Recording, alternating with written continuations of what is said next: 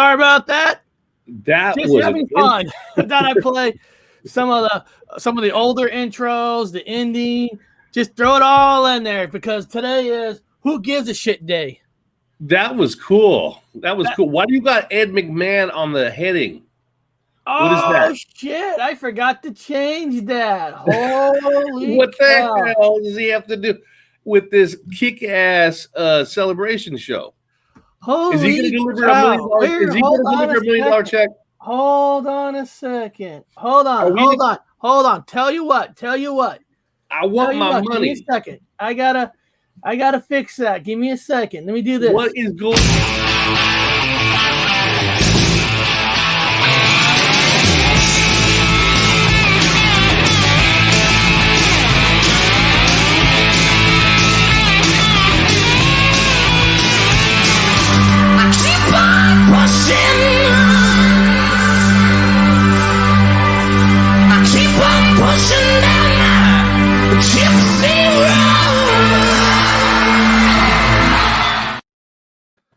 All right, I fixed it. It's there it is. I was waiting for $1 million check to come in. What was that? I was like, wait, we're gonna expect money? Where's my $1 million? No, there's no money. Where's my million? If you think that people are gonna make money off YouTube, no, that doesn't happen. That's a rare. No. I bought magazines, man. I've got, you can enter as many times as you want. You don't have to buy anything, but I got some archery, some gun magazines. I got High Times. Where's my $1 million? Well, actually, I am dropping the Ed McMahon video tomorrow. Oh shit! I was just joking. No. I did a podcast. But then what I do is sometimes I'll take the podcast and I'll cut in like the actual commercials from Ed McMahon. And I cut in pictures and I put it together, and I'm gonna release it tomorrow. So I was working on it on this computer. Yeah, because I entered several times and I've never received any money. Obviously, I'm poor. I want my money. I want him. Give me my money, Ed. What did this guy say? Hey, just 5 minutes ago, I saw 2 teenagers with skateboards. It's winter and ice on the road. Literally. That was so weird. There's still people surfing, man. I'm in England and there are still people riding scooters. It's mostly the foot pedal ones, but they got the new battery ones. So they're wearing shorts, man. They're wearing soccer shorts or football shorts. It's still people are skating, and I think it's more of a rebellion thing. I was a skater when I was a kid. I surfed. I worked at a surfboard factory. It's kind of a rebellion thing. It's their way of thumbing up the masks and all the stupid COVID stuff. They're just like riding skateboards, probably spray painting dead bunnies, spray painting pictures of dead bunnies everywhere. And I guess it depends on too where you're at. What is this? Congrats on the 10K. Well, thank you very much. That's what today is. Today is just a kickback, relaxed day. This is basically like questions from you guys, and there might be some people popping in and out, during the show. So that's what we're gonna be doing. Just for a little bit, I am gonna Grandpa's World. He actually works during the day.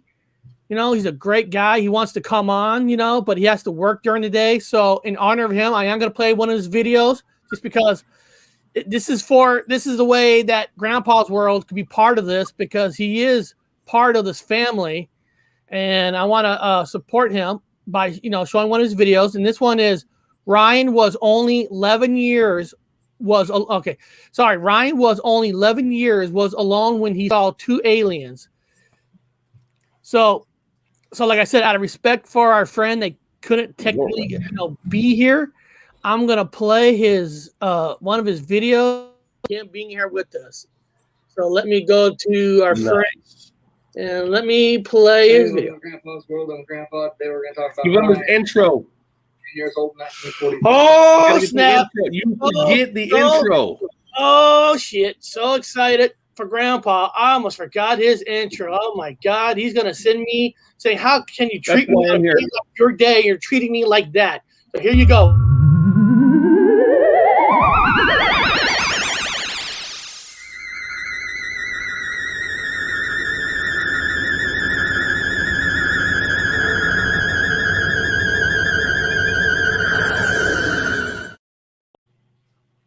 All right, here we go. In Grandpa's world, on Grandpa, today we're going to talk about Ryan. When he was about 10 years old in 1945, that's when he started noticing things in the sky. In 1955, he was out with his wife, and they saw an odd sighting. And this was a sighting that made him remember the many other sightings and abductions. What follows is the accounting of what happened to him when he was 11 years old. He was at a summer camp when he snuck off to have a cigarette. Everyone else was playing dodgeball, and he wasn't interested in the game. While he was smoking, he laid down and just looked up at the sky. Soon he fell asleep. Next thing he knew, it was getting dark, so he started to get up and run back to camp. They'd been looking for him for several hours. It was now 9 o'clock p.m. And in 2001, he decided to seek help, find out just what had happened to him. Well, he hadn't just fallen asleep. He was watching the light in the sky and saw two aliens walking towards him, and he couldn't move. They floated into the air to a ladder where they told him to climb up into the spaceship. Described them as being short, pale gray, large eyes, hence the gray. Suddenly he was in a pale lighted room. An alien came in dressed in yellow and called him son. Another alien came in wearing blue and opened a screen and told Ryan that he was looking at Earth. He was taken to a ladder and told to climb down. He did. It was cold shouldering, and a woman appeared in front of him, picked up the cross around his neck and said to him that it wasn't right to worship crosses. After that, he fell asleep again. This time when he woke up, he was back on Earth at the camp. That's all of Grandpa's World today. We'll catch you next time. Have a good one. Hell yeah, you can't worship crosses. I mean, who wants to worship a cross? What's the idea behind it? It's not supposed to be worshiping any idol, according to whatever literature you follow in. Even in the Islam, you can't worship idols. But I think it's like Eric, I've got Thor's hammer. You know what I mean? I carry Thor's hammer. I don't worship Thor's hammer, but I got it. You know, it's just a symbol. It's a good luck charm. Good luck charms is what you put into it. So far, it's given me good luck. Now, are you saying that you don't have to worship cult leaders? I don't know. It depends if you want to. Oh. It don't matter. It don't matter to me. You can worship whatever they want. People can worship if they want. They can worship a lampshade. Fuck it. It don't bother me. As long as it don't get in my way, I'm fine. I don't mind cold heads. I'm not going to give them no money, though. I'm not going to give them no money. I'm not giving them anything. In fact, I'll probably be kicked out. I always get kicked out of things. So if I join a cult, now remember, I am starting a cargo cult. Yes, you are. Working on some bamboo airplanes. Well, I got to. This is Stupid Questions Day. Questions Day. So I got a question for you. I got a question for Ben In. Yeah. Lakake from Norway. I want you guys to all answer this question. This is Stupid Question Day. Okay. Now, Bob, here's the question. What's the question? This is a very important question that you need to answer. And also, this guy wants to congratulate us. I want to thank you very much. That's awesome. The stupid question is: Is cereal a soup? Why or why not? So the question is cereal a soup? Why or why not? That's actually a good question. That is a good question, right? Because when you think of a soup, you think of chicken noodle soup, tomato soup, and it's a bowl with liquid and whatever's in it. Cereal is a liquid with stuff in it. Well, it'd be considered a cold soup. Oh, Ben In is in a cult. Apparently, he's in a cult because he knows Tony. Yeah, the cult of Tony. Now I know he's laughing when he hears the cult of Tony. But that is actually, it's not really such a weird question. Can you consider cereal as a soup? Yeah. Theoretically, it fits the criteria. Yeah, for soup. It would. Hey, Texas Danny, if you get available in a little bit If you want to jump on, let us know. We'll have you jump on. We're just having a 10,000 subscriber party, and anybody's welcome. So just to jump and say hi. So you want to jump in and say hi? Here we go. Cereal is a breakfast soup. That's a good way of saying it. Soup. That's a good way of saying it. That is a perfect way of saying it. But seriously, you don't really think of a cereal as a soup, but it's the same directions of a canned soup. You pour it in a bowl. Breakfast soup. You can heat it, you cannot, and then you eat it. So, yeah. It's breakfast soup. Yes. It's breakfast soup. Zach said it perfectly. Yeah. Yeah. I like, I'm trying to think. I like, Tony the Tiger. I like, Cheerios. I like Cheerios. Oh, God, it's been so long, dude. I haven't been in the States for so long. I can't remember all the cereals. Oh, God. The soup with milk. Basically, that's what it is. Hey, listen, some people pour a little milk in their tomato sauce. Tomato soup. Yeah, so tomato soup has, some people put milk in that. So, yeah. Okay, how about this one then? Okay, yeah. Okay. How about this stupid question? Yeah. Is a hot dog a sandwich? Why or why not? I think it's more of a submarine sandwich. Yeah, a hot dog sandwich would be what? Bread would be a sandwich. Food in the middle and bread on top. Sandwich. So a hot dog, sandwich. Bread, and a weenie in the middle. And then you also put trimmings on it. You put the onions, all the stuff. I'm trying to think what else you put on it. Onions, chili. Yeah, it's a sandwich. It's just a wet sandwich. I would put chili on mine, cheese, everything. Everything. Like we go to the football games. Remember, we used to go get those dogs that stand in front of the stadium. The dog, sauerkraut dog. I got a sauerkraut dog. I want a something dog, California dog. God, I want a hot dog now. I really want to look like crap, so please give me a while. Can you only be on a four? Don't worry about it. Actually, Matrix Unveiled. I just sent him a link, so he's going to jump on for a little bit with us. Yeah, I mean, Danny, you don't have to show your face. You just come on for like 4 minutes, 3 minutes to say hi. Ericson's putting out the invitation for everyone, anybody that wants to come on and say hi for 5 minutes, 2 minutes. It's not. Here, I'll put the link in here. If anybody wants to say hi, that's all it is. And then, of course, if any troll comes in, we'll just ban them out. No big deal. Small dog, okay, yeah. You eat it sideways. Thank you for all this box. Well, he's going to have to ask the question now. Okay.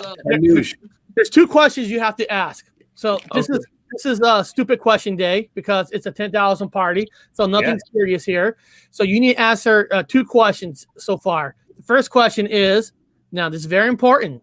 Is cereal soup? Why or why not? And is a hot dog a sandwich? Okay, well, first of all, let me say congrats on 10K subs. That's amazing, guys. And you're at 10.5K, which is insane. Like, your channel grows so fast. That's why we waited a little bit to get a little bit above 10 because things fluctuate up and down. Yeah, I didn't want to say let's have a party and then we drop back down. I think we're selling subs. Yeah, wait a minute, man, we lost our 10,000. Yeah, now we're safely at 10,005. Well, people will unsubscribe on purpose just after you put out something like that. Like, hey, man, they have. To answer your question. So I think that cereal is. I don't think it's a soup. No, I'm sorry, but hot dog I guess would be a sandwich. Well, our friend Zach, he said earlier it's a bit. He didn't say here, but he said it's a breakfast cereal. It's a breakfast soup. Breakfast soup. I don't know. Maybe it has to be warm to constitute we have soup. Maybe there's a definition I'm not reading. I've never read the definition for soup. Maybe it has to be warm, Eric. I think soup is warm. You don't drink cold. This would be warm. Yes. Would have to be warm. If it's cold, isn't it stew? Or is that just stew? Or a stock. Right. Like a stock, yeah. Yeah. All right. Well, here's the next stupid question. Like I said, this is just a fun, stupid question day. If animals could talk, which would be the rudest? Oh, I think cats. Cats are kind of dicks, honestly. I'm not a cat fan. I was gonna say cats.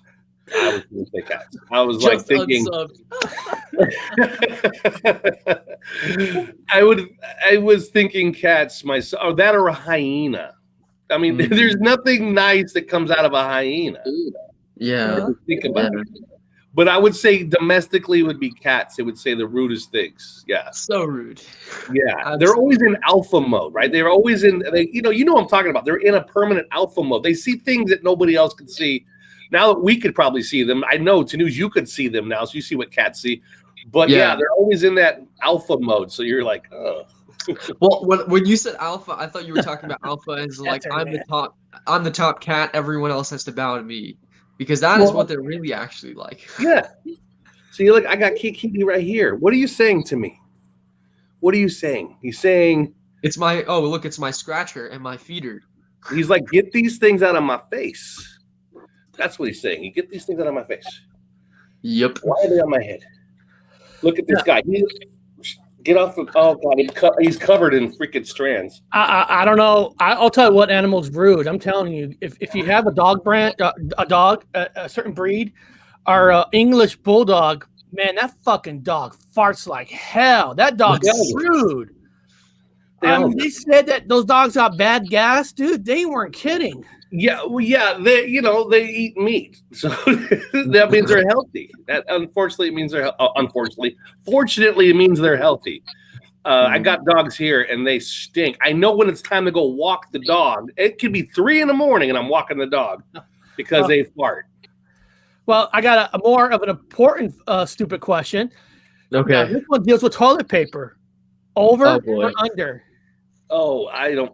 Over or under? What do you mean over or under? Wipe. I don't understand. I don't understand. I don't even know if some people wipe back. Some people wipe forward. I think it depends if you're a male or female on that one. I don't know. Hey, Bob. Bob, it's just I'm looking at a board. That's the question. Oh. It didn't say girl or female. It just said, do you wipe your ass forward or backwards? I plead sideways. I plead the fifth. We can still do that, right? I know. Yeah, we can plead the fifth. Yes. Okay. How about this one then? You still have the legal right to plead the fifth. Okay. Then here's a more important one, guys. Here's a more important one. How many chickens will it take to kill an elephant? Oh, let's see. Well, if two of them hold on. Don says over. We got one. I think it'd take a lot of chickens. Well, actually, one chicken, they're afraid of mice.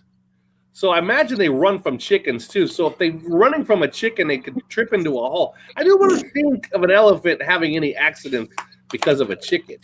All right, guys, I gotta go. I just wanted to stop by and say congrats. Yeah. I don't blame you so much, though.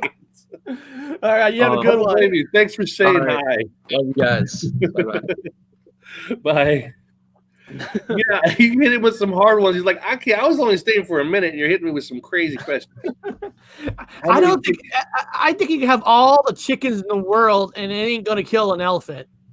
Unless they choke on the bones. If they eat the entire chicken, I don't think they even eat chicken. So I guess if you take all the chickens and try to cram it up the mouth, well, they don't. They're vegetarians, so they don't eat chickens. I don't there know. You go. One chicken with salmonella. Oh, well, yeah. One chicken with some, that would do it.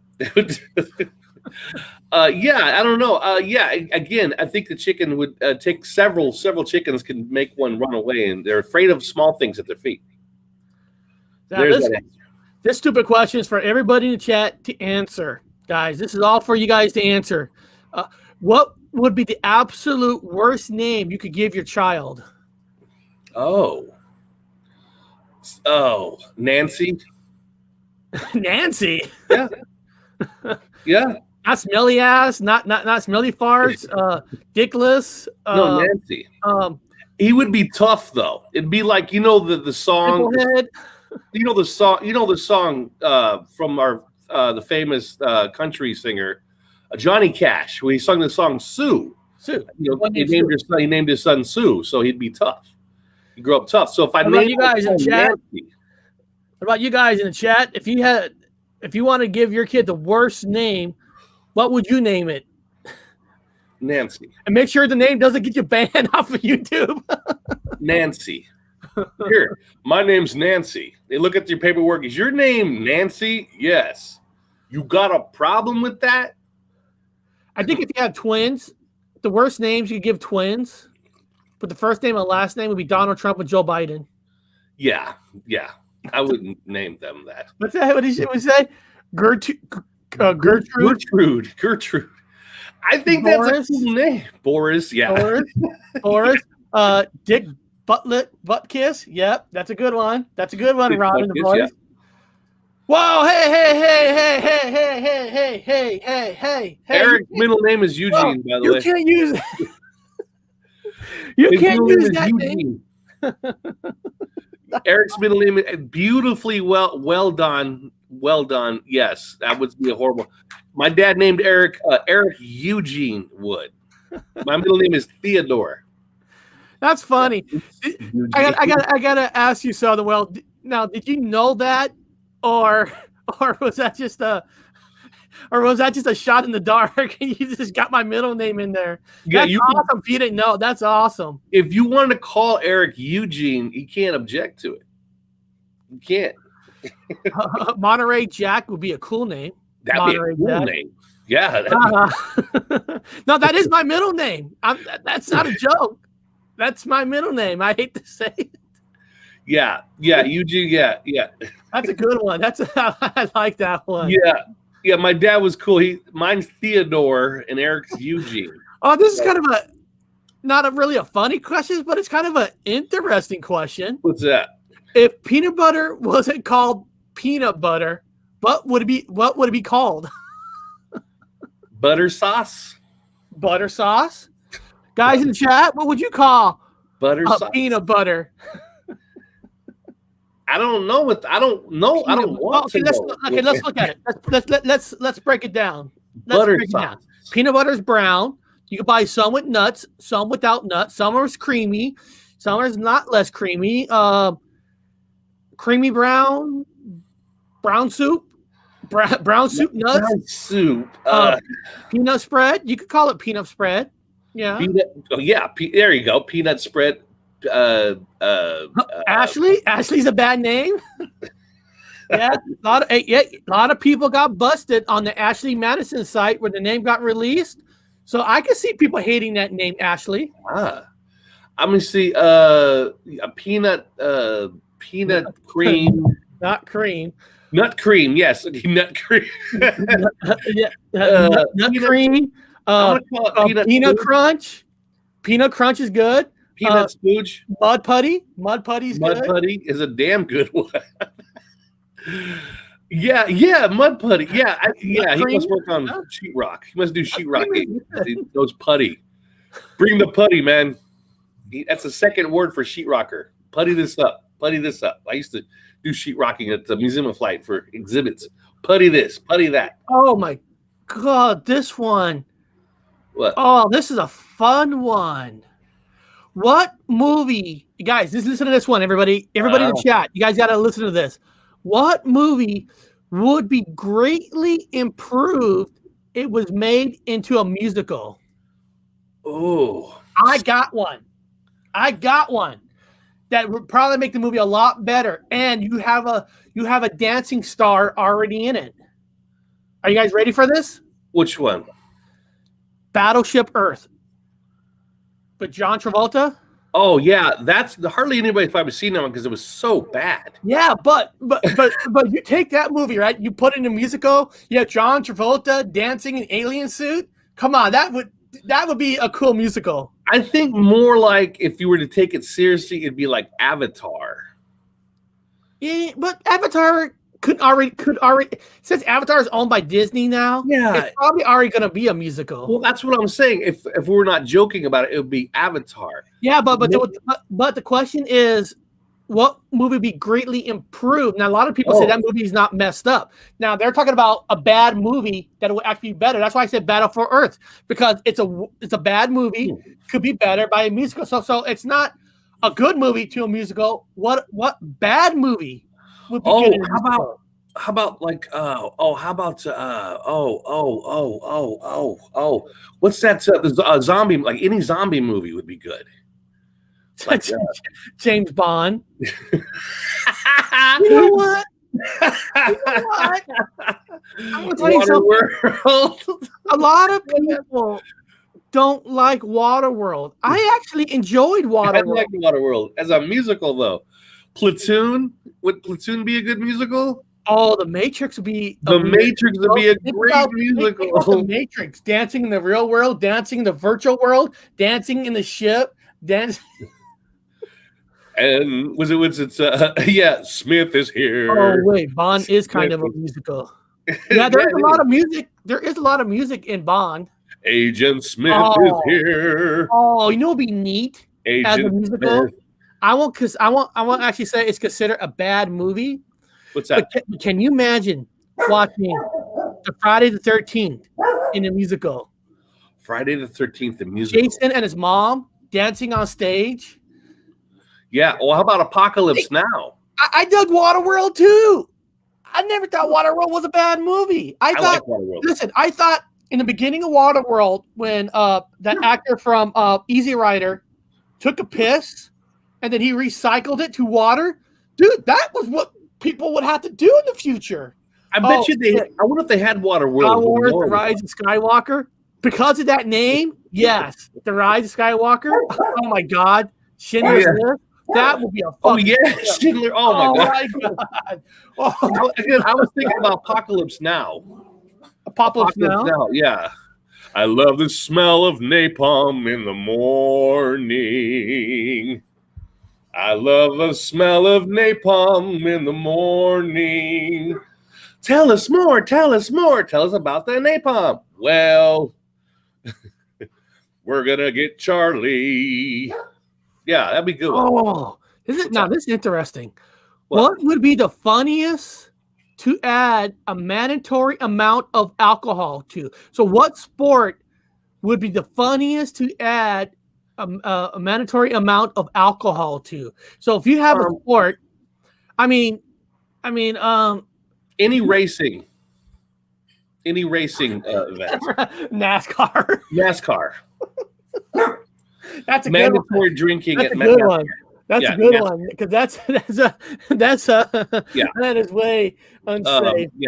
Braveheart. Oh my God, that would be Passion of the Christ. Some good ones here. Braveheart, Mad Max. Mad Max. Oh, chess, dude. He's not, dude, because chess is a thinking game. It's a thinking process, and if you could add alcohol to people playing that game, dude, that would make it interesting, because you could easily say, what if you add alcohol to hockey players? Yeah, they're flying super fast on ice skates, but they got plaids on. They can hit each other, you know. But a confession, I do drink during chess games. And I also smoke marijuana. What is this? Pole vault? Yeah. You get skateboarding, I already do. So fun, skateboarding. Perfect. Oh my God! But if you're doing a skateboarding contest or like the Olympics, snowboarding and stuff, if you say you have to drink alcohol during the snowboarding and stuff, that don't count, because everybody shrooms when you skateboard or you.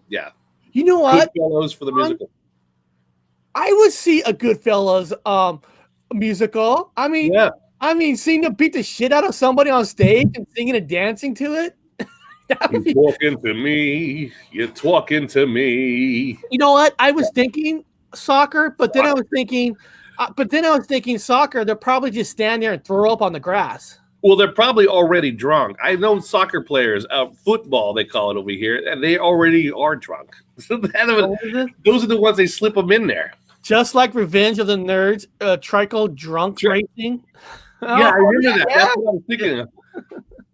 Yeah, I was thinking of that when they ride the little tricycles. Tightrope walking. Holy shit! I don't think anybody can do that. Oh, or what do you call those people who jumps in the air in the circus?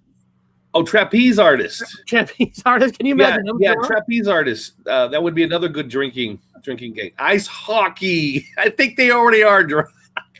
There's certain ones I think they've always been drinking during it. Oh, this is an interesting question. What set of items could you buy that would make the cashier the most uncomfortable? Oh, who hasn't bought a box of condoms? Right? Or some dirty mags. What if you walk up like a lot of like I guess it depends on who's working the register, if it's a guy or a girl.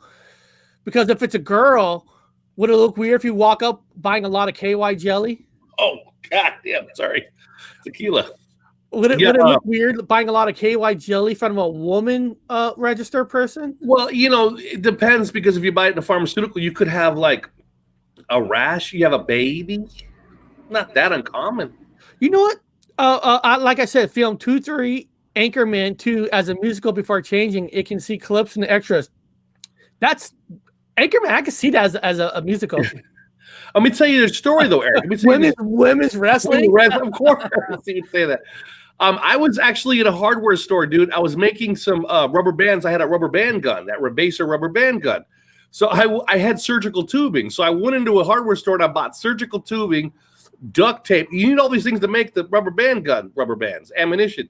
I had surgical tubing, duct tape. I had zip ties. I had all of these things in my bag. I swear to God. Tape, shovel, and hand sanitizer.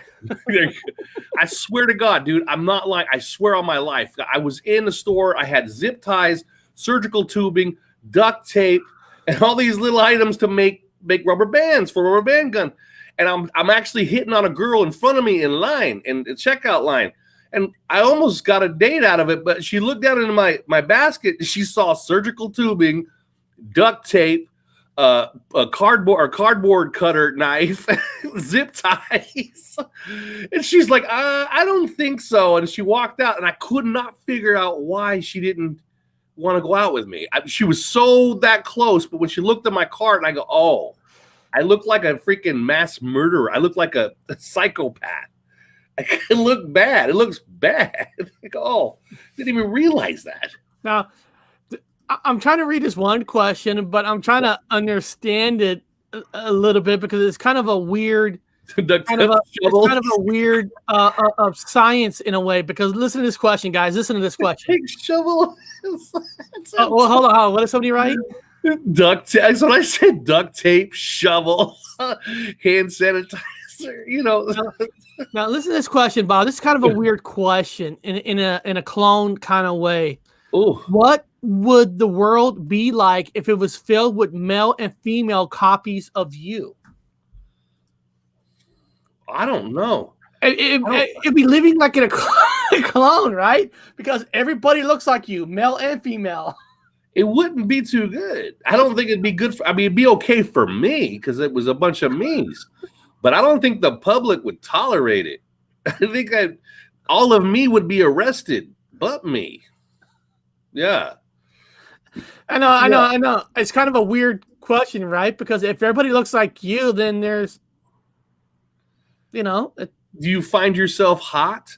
I'm like, oh, you're hot today, me. Oh, God. I mean, a bunch of ladies with beards. I don't know, man. Oh, here's a better one, guys. Here's a better one. This is a better one for everybody. I want everybody to listen to this question. I want everybody to put their answers in the chat on this one. You're a mad scientist. Oh. What scientific experiment would you run if money and ethics weren't an issue? Oh, let's see. If no money's an issue, what scientific would you do? What scientific experiment you would do? Well, I'd build a time machine. I mean, it's easy. I'd need some plutonium, but yeah. Hold on, Rico likes a truly sexy world. They all look like, basically look like Bob. Yeah. Damn good looking man. I guess if a bunch of women with breasticles and a beard might not be that. Say if everybody looked like you, then everybody's binary. It would be binary, yeah. But I'm a very sexual person, so I'm sure they would be tearing stuff up. I don't know what they'd be. There'd be other me's. It wouldn't be me controlling me. They'd be other me's doing whatever they want. If they had no money experiments, would it be neat to really try to build some kind of a thing that could actually go to the center of the Earth? I don't know. I'd build an AI. Then the AI could figure everything else out. Oh, figure it out for you. Yeah. Money's not an object. You can buy the build an AI. An artificial intelligence machine. Boom. Yes. Build it, put it together, build it, and they YouTube owner. YouTube owner. Mr. You own Google. Yes. Build it and they will come. I will build an AI machine. Artificial. Is there anybody in the chat that actually lives in Australia? Oh, good question. All the reason I'm asking that is YouTube's owned by Google. And Google is threatening to remove their search engine from Australia for something. And I was curious. Why? I was curious, what's that all about? I mean, what's the fight with Google engine in Australia? What is that? Someone needs to figure that one out. This is a Vriga cookie stand. That's a good one. Oh, that's a good one. Bunch of guys go. Now, would you tell your clients what's in that cookie? Or would you just sell it with that in it? Well, I mean, you could just, have clams. Clams do the same thing. You just oysters. This oyster stand would do that. Yeah. Let the free speech free. Give hello to AI a good look. Careful of hemorrhoid cream, but plugs and laxatives. Yeah, that would be good. Figure out how to get the other parent leg off after drinking. Yeah, and then purposely screw up the tag on it, right? So they have to actually figure out the price. So they have to send somebody down the aisle. They have to make an announcement for it. We've got butt plug cream on aisle 7. Can you take a look at the price, please? Butt plug cream. That's for me. That's mine. Yeah, that'd be a good one to have. This one's too hard. This one would be hard. This one would take up too much thinking because this one says, what movie completely changes its plot when you change one letter in its title?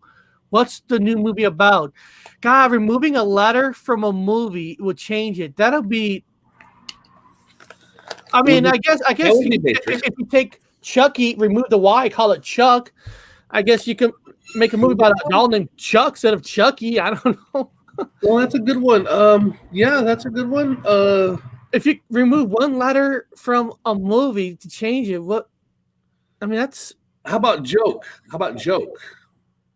Oh, so Joker, take the R out, call it joke. Yeah, Joker would be. It's still okay, yo. I know that's. Yeah, complete change plot when you change one letter. See, it says only change one letter. I mean, one letter. I mean, it's like Star Wars. If you take out the S, you call it Tar Wars. Well, I guess you can make a movie. Tar Wars, yeah. Tar Wars, Yeah, like it'd have to be like in each one, like Empire Strikes Back. You have to remove each letter from each one. That'd be kind of weird. Oh, here's one. Okay, how about this one? I think everybody could pick this one out. This is an easy one. If all the states in the USA were represented by food, what food would each state be represented by? So I'm not going to ask everybody to name the name of your guys' state in the chat. I want you to write the name of your state and what food represents your state. What food would you say? I'm trying to think. Washington, here in Washington, it's, this is. Well, coffee, but it's a drink. It would be salmon. Coffee bean. It'd be a coffee bean and salmon. I think salmon is the thingy. It'd be salmon, right? Or what's that thing called? The gross thing that grows on the beach shore in Washington that looks like a peter that comes out. A pear? And then they sell it to China. Oh, something duck. Something duck. Yeah. Something duck. Something. I can't remember. Something duck. You gotta beat it up. I think Japan. Batman, change B to F. Fat Man. Yeah, that's a good one. That's actually a good one. It'd be like Superman. Uberman. I am Batman, Uberman. Batman, and then Badman. Yeah, that's a good one. Okay. These are great people today. I'm in England, laugh out loud. Chicago, Chitika, Masala. Chicago, yeah. Poutine. Tennessee barbecue, yeah. Tennessee barbecue. Tennessee. Poutine, I think that's like a French food or something. I don't know what that is, Tony. You gotta clarify that. Texas Danny, here you go, Texas. With that one. This is for Texas Danny. Oh, cool. Texas Danny will come on a few minutes. Yeah, that's cool. Yeah. I don't know. California, where we're from, obviously it's tacos, man. It's a fucking taco. Oh my God. How about this one, Bob? This one is for everybody.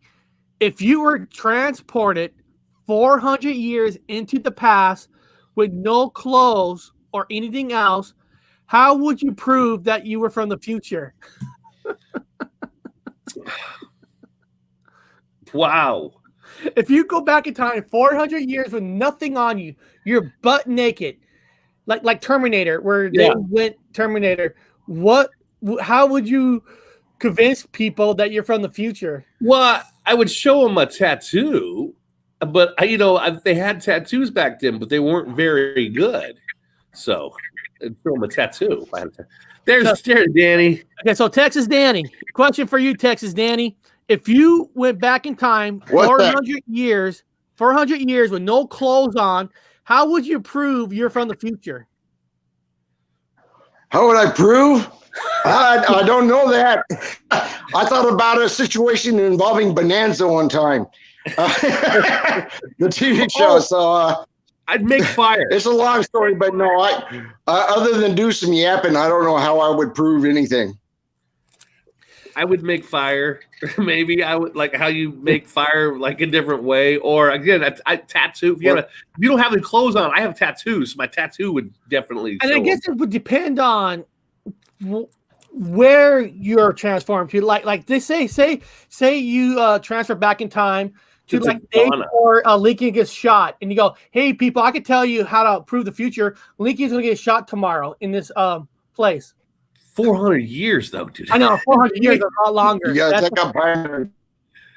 Yeah, I don't know. How you doing, Danny? How's everything going? We made our 10,000 mark, so we're just like bringing people on just to say hi. You can say whatever you want, talk about anything. You got some changes you want to talk about, whatever you want, man.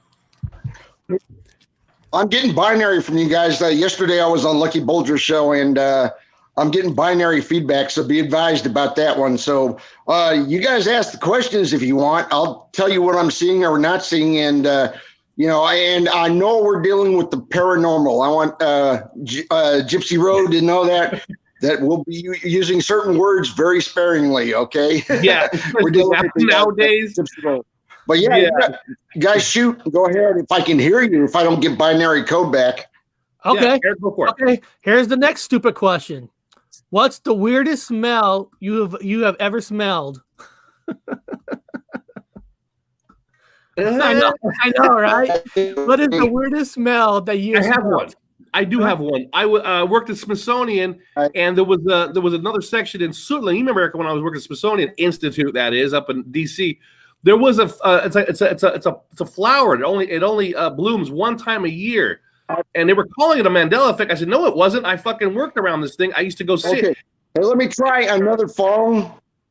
Oh, yeah. And let me try another phone because I get binary feedback, and that may be for a reason. Let me try again, GR and J. I got to go. Hold on. You got it? No problem. No, you got it. So, Eric, this was like a cadaver plant, and it put off a rotting smell. It literally smelled like a rotting cadaver. Also, the other thing I smelled that was really bad, I was in the bone room, and they had these insects that eat the flesh off bones. This is at the Smithsonian. And this guy was called it the bug room, the bone room, the bug room. And he put it in this big pit, and all these bugs would eat all the flesh off the bones. Would they bring in like bones from wherever they got them from, whales and stuff like that. So that was a really rotten smell. I love what these people are saying. Like one plane says, my girlfriend. Don says, my ex-husband feet. My friend's breath smelled like a pocket full of change once. Possum.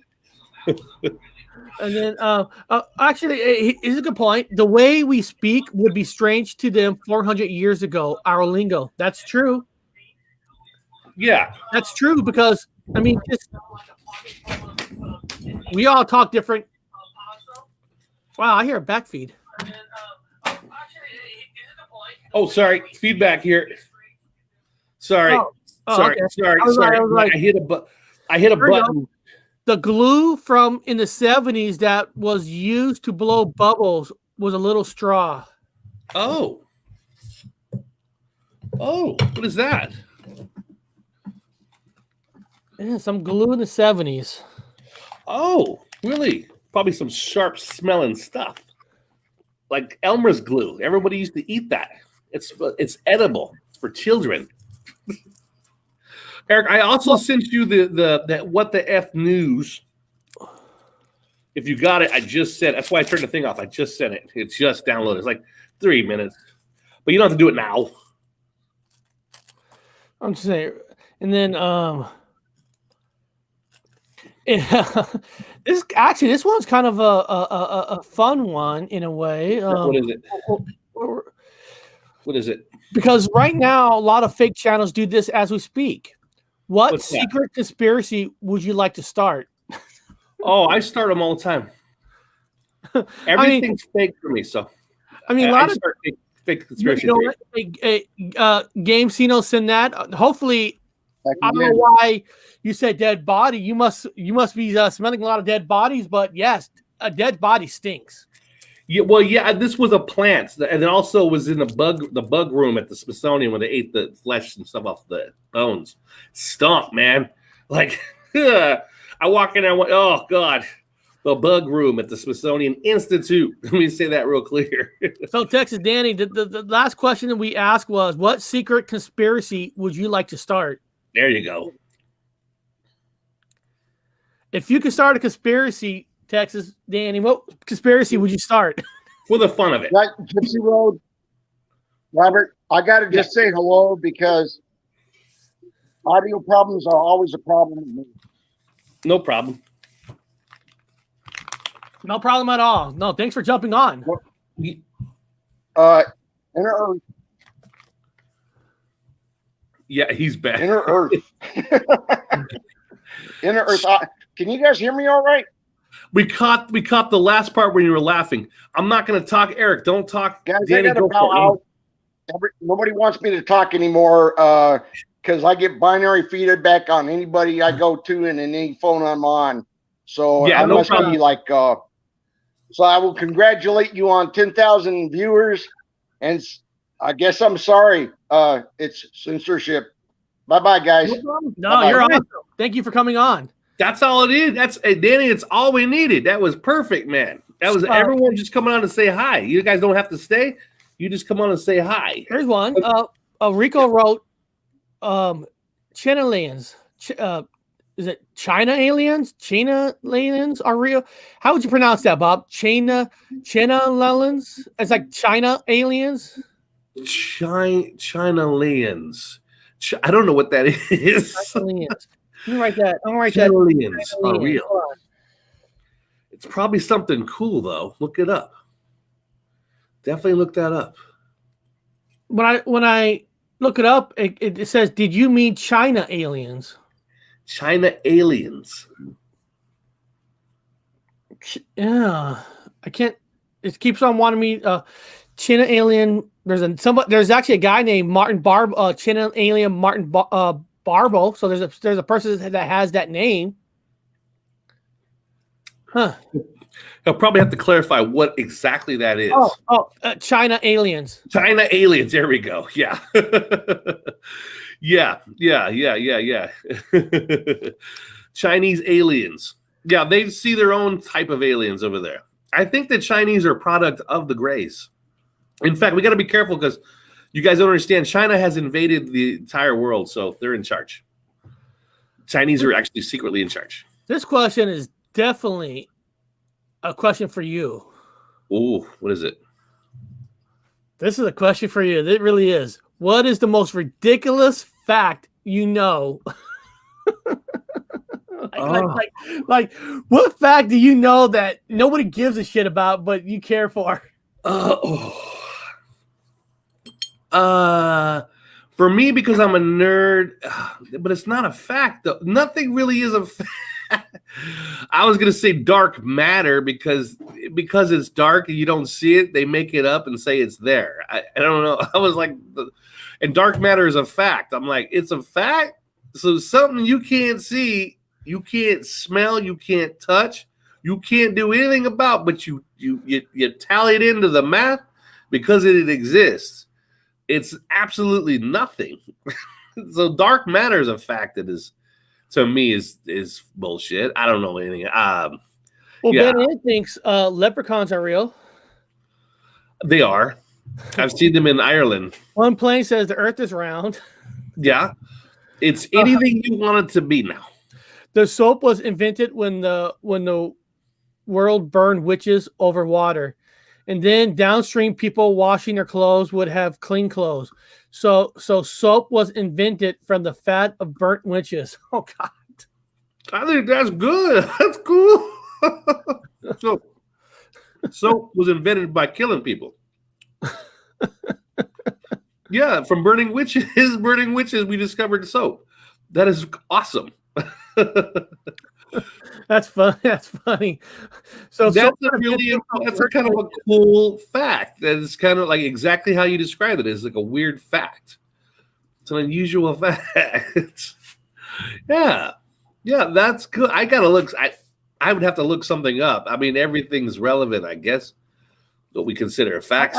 This one question, I hope the Earth is round.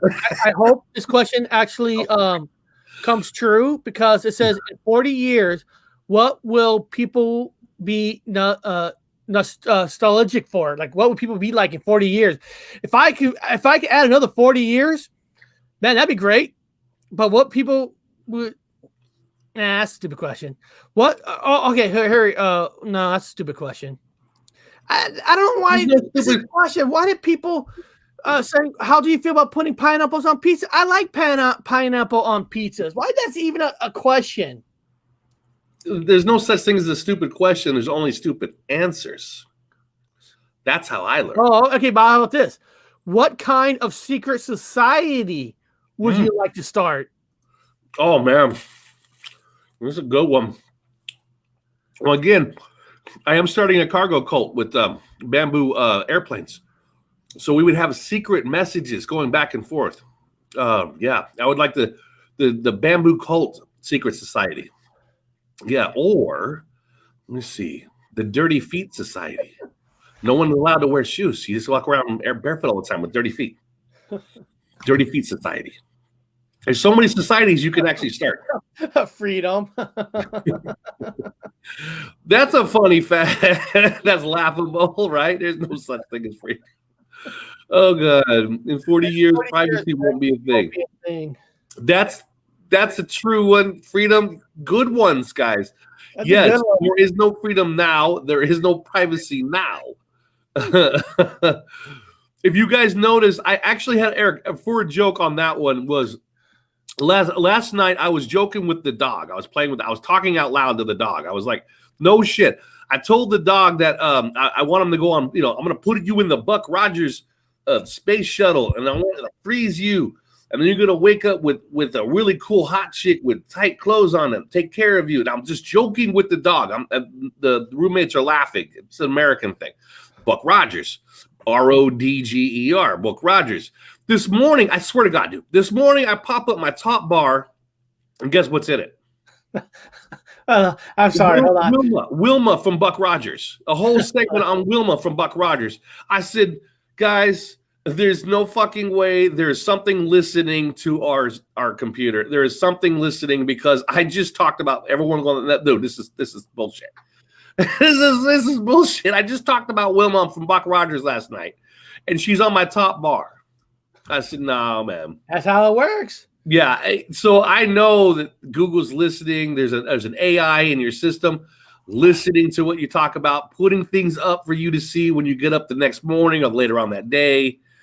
I guarantee you, man. It was too much of a coincidence of all the weirdest things that happened. I said, come on. Well, no. I'm afraid to ask this question because I'm afraid what answers I'm going to get from the chat. Okay, this is the question. Now, where is the strangest place you've urinated or defecated on? What is the weirdest place you took a piss on, defecated on? Well, yeah, man, I don't know about that one. Can you imagine people in the chat? I know. We wasn't the only weirdest place. I was out fishing in a boat, this one-man boat. Also been on a kayak before, and I've been way out in the middle of water in the Puget Sound. I'm like, I gotta go. So you try to jump over the side of a kayak and hold on to your kayak while you're there's places like that. To be honest. I know, like I said, I'm afraid what people are going to put in the chat. I don't know if I want to hear that one. The strangest place where you went bathroom. Yeah. In a Denny's? Congratulate us. We had 10,000 subs. And we've just lost 500 or 600. We just lost 600 or 700 subs right now for those questions. A kayak for me on that one. I had to think fast when I was doing kayak. Okay, well, here's an interesting one then. Seriously, interesting. Guys, this is interesting. Okay, I'm going to make sure nobody put cop's shop. I can't answer that public. Thank you for not. On top of a fire tower. Thank you for not. You don't have to answer that question. This was actually an interesting question. Which body part do you wish you could detach and why? If you could detach a certain body part, like, would you detach an arm or a leg, your nose, an ear? I like everything. I just, maybe if you're like in a room where you're locked. Hold on. She's serious about this? Look, just watching Batman, the Michael Keaton one. Vicky Vale wakes up in bed after a Batcave scene, and a teddy bear was in her bed. If anybody who watches our show knows that there was a time in her life that teddy bears were showing up everywhere. And the movie Twister, the bear, Poltergeist, the bear. I mean, the bear was just showing up, and now. In the Michael Keaton Batman movie, there's a teddy bear in the bed. I'd like to know what color that teddy bear was. Was it like? I gotta write this down now. I'm keeping up with the bears. Also, okay, I'll give you guys the "Don't You Forget About Me." What are they called? Don't you? I gotta look it up real fast. What are they called? The song "Don't You Forget About Me." Simple Minds. So the song "Don't You Forget About Me," Simple Minds, has teddy bears that showed up. Teddy bears are in that video. I don't know if you guys remembered it, but there's teddy bears in that video now. They're everywhere. I can't pop it up in movies, videos. I gotta watch that Batman one and look write down in that bed to see what that bear looks like. I'm gonna write that down. And then the Batman one with Michael Keaton. Yeah, the Michael Keaton. Vicky Vale. That's the first Batman one because Vicky Vale's in the first one. So it's the first one. I wonder if you can find that. It's brown. It's brown. Most bears are brown. Like I said, I'm more curious. Oh, Breakfast Club. Breakfast Club. Yeah, the Breakfast Club. Yeah, they sung the song for the Breakfast Club. Ironically, the song for the Breakfast Club, if you look at the actual video from Simple Minds, the actual video they made, they're in a room with TVs and they're playing music, and all these toys keep popping up that are brand freaking new. And there's a big ass teddy bear in there. I was like, oh, when did you show up?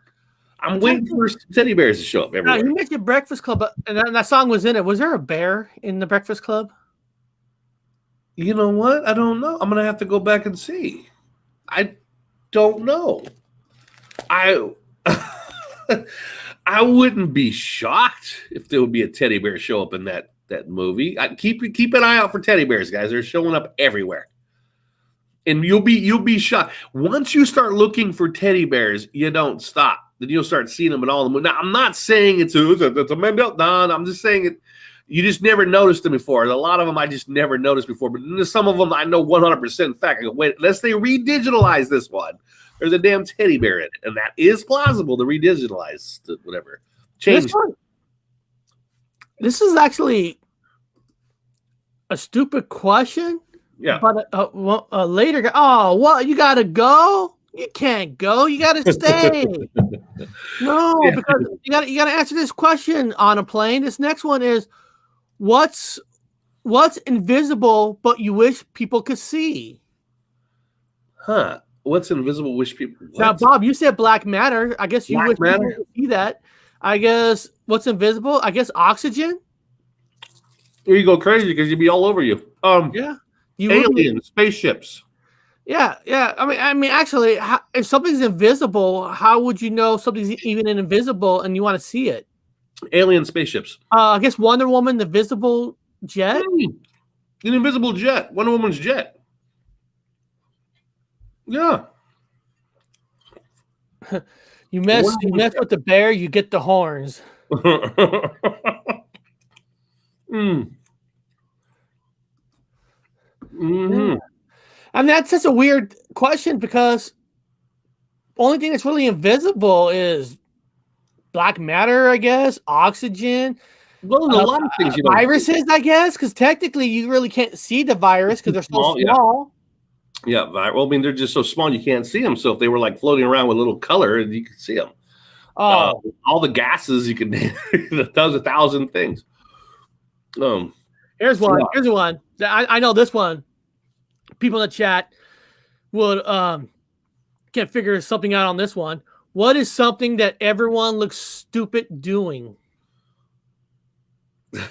That stupid. What do you call that stupid dance? The Macarena dance. Macarena. That was stupid. I like the Macarena. Stupid. I never seen you do it.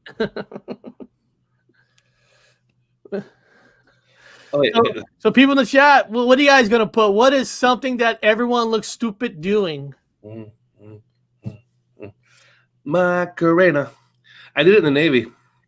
There's a whole line of us in the Navy. Bob, I don't know if you've seen these footages. What's that? I don't know if you've seen these footages. It's kind of funny. I guess you could say it's kind of stupid. People who raided the White House, and there's footages of all these people, and I guess whoever went in there, they got they reckon, they got the need to recognize your face, and then there's videos of people trying to get on a plane to fly out, but if you broke into the White House, you're automatically put on a terrorist list not to fly. And there's footages of these people who broke in and they're at airports crying like little babies, like, dude, no offense. I'm not saying it's right or wrong, but if you're going in, you're going to get busted. So you're on a no-fly list, yeah. So I'm sorry, you're crying. Like you think nothing's going to happen? I mean, really, you think, dude. You're on a no-fly list. It goes with the territory. When you storm the castle, the castle that owns the planes aren't going to let you fly on. But Bob, these videos, these people are crying. They're like, I just stood up for my freedom. Your freedom is storming the building. Yeah. You know what freedom is, people? Freedom is able to get in a vehicle, go down to a camping spot, having a fire outside, drinking some beers, going fishing. That's freedom. That's fun. Yeah. But if you're going to go into a building that's government or state, I'm sorry. You're going to have problems. It's gonna have to happen. You're gonna have problems. So I always say, if you're gonna storm the castle, just know, I mean, you're gonna have problems afterwards. Be prepared mentally and physically for the problems that come afterwards. And you're okay. Doing a TV interview about a crime you did, then you get arrested for it. I mean, yeah, I mean that's what I mean. I mean, well, it's a joke. Everything to me now is a joke. You know how many criminals are getting caught because they FaceTime themselves or they're on their media. I just robbed the bank. You want to get a beer? You know, come on, man. Everybody, the protesters, they're putting themselves on camera. You know, oh no. If you think you're awesome because maybe you got away from the little copies of the world, you're not going to get away from FBI and CIA. If they want to find you, you're done. I mean, that's they're in your computer. I always try to teach people the right way. Shh. You got to learn how to cover things in satire and do certain codes that nobody knows about. They can't see it. Even these are color coordinated for the next movement. Nobody knows that. Everything I wear. I'm reading Rico's tinfoil last one. Rico's foil last one. His last 3 words: Team America, World Police. I love that movie, Team America. That's one of my favorite movies. I love Team America. Team America. Fuck yeah. Yeah, that's one of my suck on my balls. America. Fuck yeah. I love that movie. But okay, serious guys here. I got a question that I need everybody on this one to answer. Everybody needs to answer this question. If you, Bob, even you in the crowd, if every one of you can actually get inside a hot tub flying machine, where would you fly your hot tub to? Bali. Totally Bali. Like a picture. Hot tub flying machine. I mean, if you got everybody in the chat, just say the whole world is a perfect 85 degrees. Yeah. Beautiful weather. Yeah. Where would you fly? I'm wondering if some people are going to pick, I would fly a hot tub flying machine in Antarctica or something. Yeah, you know what? Why not Antarctica? That's actually not a bad idea. Antarctica is a good idea. I would definitely fly in a hot tub machine because it's cold, for one thing. It's really, really cold. So you can, you would stay warm in Antarctica in a hot tub if you're flying over Antarctica. What's Maldives? What's that place? Mazatlan? Where's that at? The Maldives, dude. Type it in. It's an everybody show today. Type in the Maldives. You'll like it. You'll want to go there. You want to go nowhere? You wouldn't want to fly? See, right here? He would fly past the ice wall. See? That would be fun, right? I'm going to type that in. It's the hot tub. You don't need to go nowhere. Some people might want to sit in their backyards in a hot tub. That's where they would want to go, their backyard. Because that's usually traditionally where a hot tub is if you don't have... Oh, she wants to fly to the country in South Asia. Oh, the Maldives Mountains. Oh. Yes. Off the map. Yes. Hell yeah. Yes, off the map. You mean you want to go beyond the ice wall? Well, why not? You'd be warm enough to get across the ice wall. What's this? Australia in the winter. They have summer now. Yeah, they've got summer right now. I want to go there. I'm serious. You know what? That'd be a good one. Things you could invent. One of those earlier questions. Invent a hot tub flying machine. Wouldn't you be the coolest fucking person in the world? Think about it. Here you are in a hot tub. I know it's kind of weird with guys, but we got to bring girls in there. Girls and guys with beers, and you're just flying over people like flying. Well, it would have to suspend itself because if it can't move in a certain, because all the water would come out. You would have to it would have to go real slow, and then you're in a hot tub. Who cares, right? You're flying really slow in a hot tub.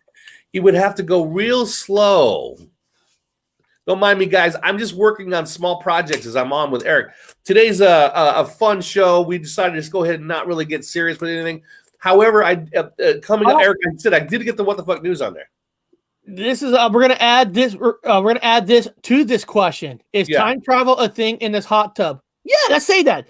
Let's say you could fly and you could time travel. Like so where would you time travel in your hot tub while you're flying? Yeah, like the movie Hot Tub Time Machine. And you don't even have to go 80 miles per hour, like Back to the Future. Yeah.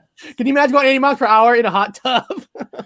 Yeah, you can have water left. You will have no water left. The whole physics behind speed and water don't work. You'd have water all over the ground below you. Everybody else would be enjoying your hot tub, probably along with your urine and everything else you have in the hot tub.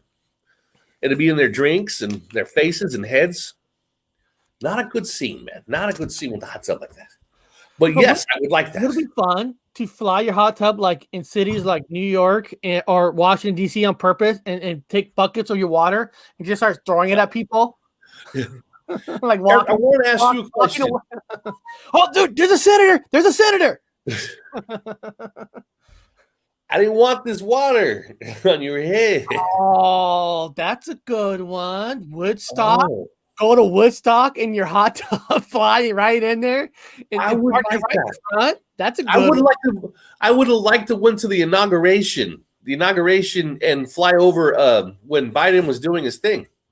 Oh, in his speech, and you're flying in. I would have liked that. I would have liked that during the inauguration. I like to be in the hot tub, above everything, watching with it's like the Superman thing. Look, it's a bird. It's a plane. It's a hot tub. It's a hot tub. Isn't that Dr. Wu with a bunch of dancing girls in the hot tub? Yes. As a matter of fact, it is. Flying over top. I'm a king. It's what a king. It's one day, Eric, when I become king of Wales and England and everything, I'm going to have a flying hot tub. I will go back to the 80s. The 80s were amazing. Oh, dude. Don't get me started on the 80s. Remember, Tom, in the 80s when you actually bought a general admission concert ticket and you could go anywhere in an arena? There wasn't lower seats, upper seats. You buy one price of a ticket and you could go anywhere. Those were the days. Thank you, God and baby Jesus, for the 80s, back man. To Columbus and tell him he was going the wrong way. Love the 80s, guys. I love the 80s. Ha ha ha to a Motley Crue show during the Shadow of the Devil tour. Oh man. That's what their second album. That's more raw. That is raw. Yeah. I love the 80s. Again, I'm not putting down the 90s, but the problem with the 90s for me was I was knee deep in weird shit in the military, doing all kinds of weird stuff. So the 90s were gone for me. I don't remember the 90s. I don't know what happened. I'm not supposed to talk about it. I'd have to kill everyone. But you did go to Lollapalooza in the 90s.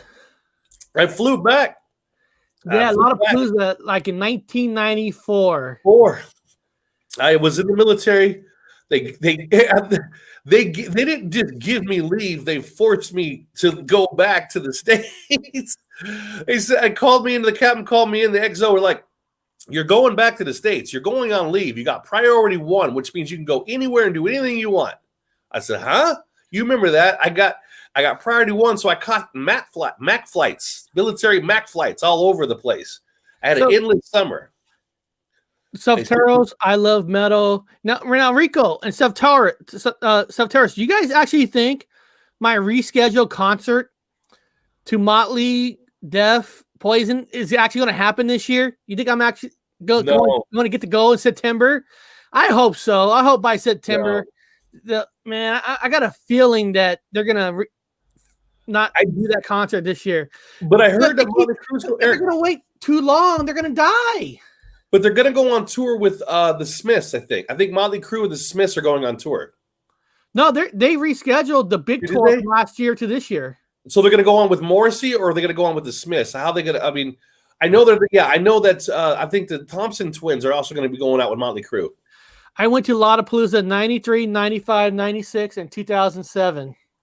Oh, I was in 94. 94 was an unusual year. Eric and I saw, I got back. Everyone's like, "You're back." They had to pick me up from an obscure military base in the middle of nowhere. And I'm like, yeah, 94. that's when Smashing Pumpkins, they headlined it because the original headliner act was going to be Nirvana, but since he blew his head off, Smashing Pumpkins moved to number one. I'm trying to remember, was Beastie Boys at that one? It was Beastie Boys. And the Breeders. The Breeders were good. She's from the Pixies. Oh God. She's from the Pixies, and that's right. Green Day opened up the show. Green Day was the best. It was the best one, man. Nobody knew it was in the service because I had a beard. Nick Cave and the Bad Seeds. Yeah, Nick Cave and the Bad Seeds was at that one. God. Yeah. Back when Lollapalooza was badass. It was Perry Farrell was running them. Yeah, that's when he was running it. Jane's Addiction. Perry Farrell from Jane's Addiction was running all the Lollapaloozas. So they were all phenomenal. What do we have now? Nothing. You watch it in your TV tubes. Now I'm in the mood for Metallica. Metallica, master of puppets. I love Metallica. I was raised on Metallica back in the 80s. I got tired of Metallica. What I'm going to do, I'm going to play Bob's video. Yeah, it's and then we'll go back to the stupid questions. Yeah. And then cause I love interacting with you guys today because sometimes it's fun interacting because it's so much easier. It's fun because I like involved. Now, Bob, what is this video here? We're going to see. It's about the first meteor of 2021, and then it's a shout out to the show. Okay, here we go. Here we go. 3 minutes. And then, guys, we'll go back to the questions. I'll pick out some good ones while this video's on. So here we go.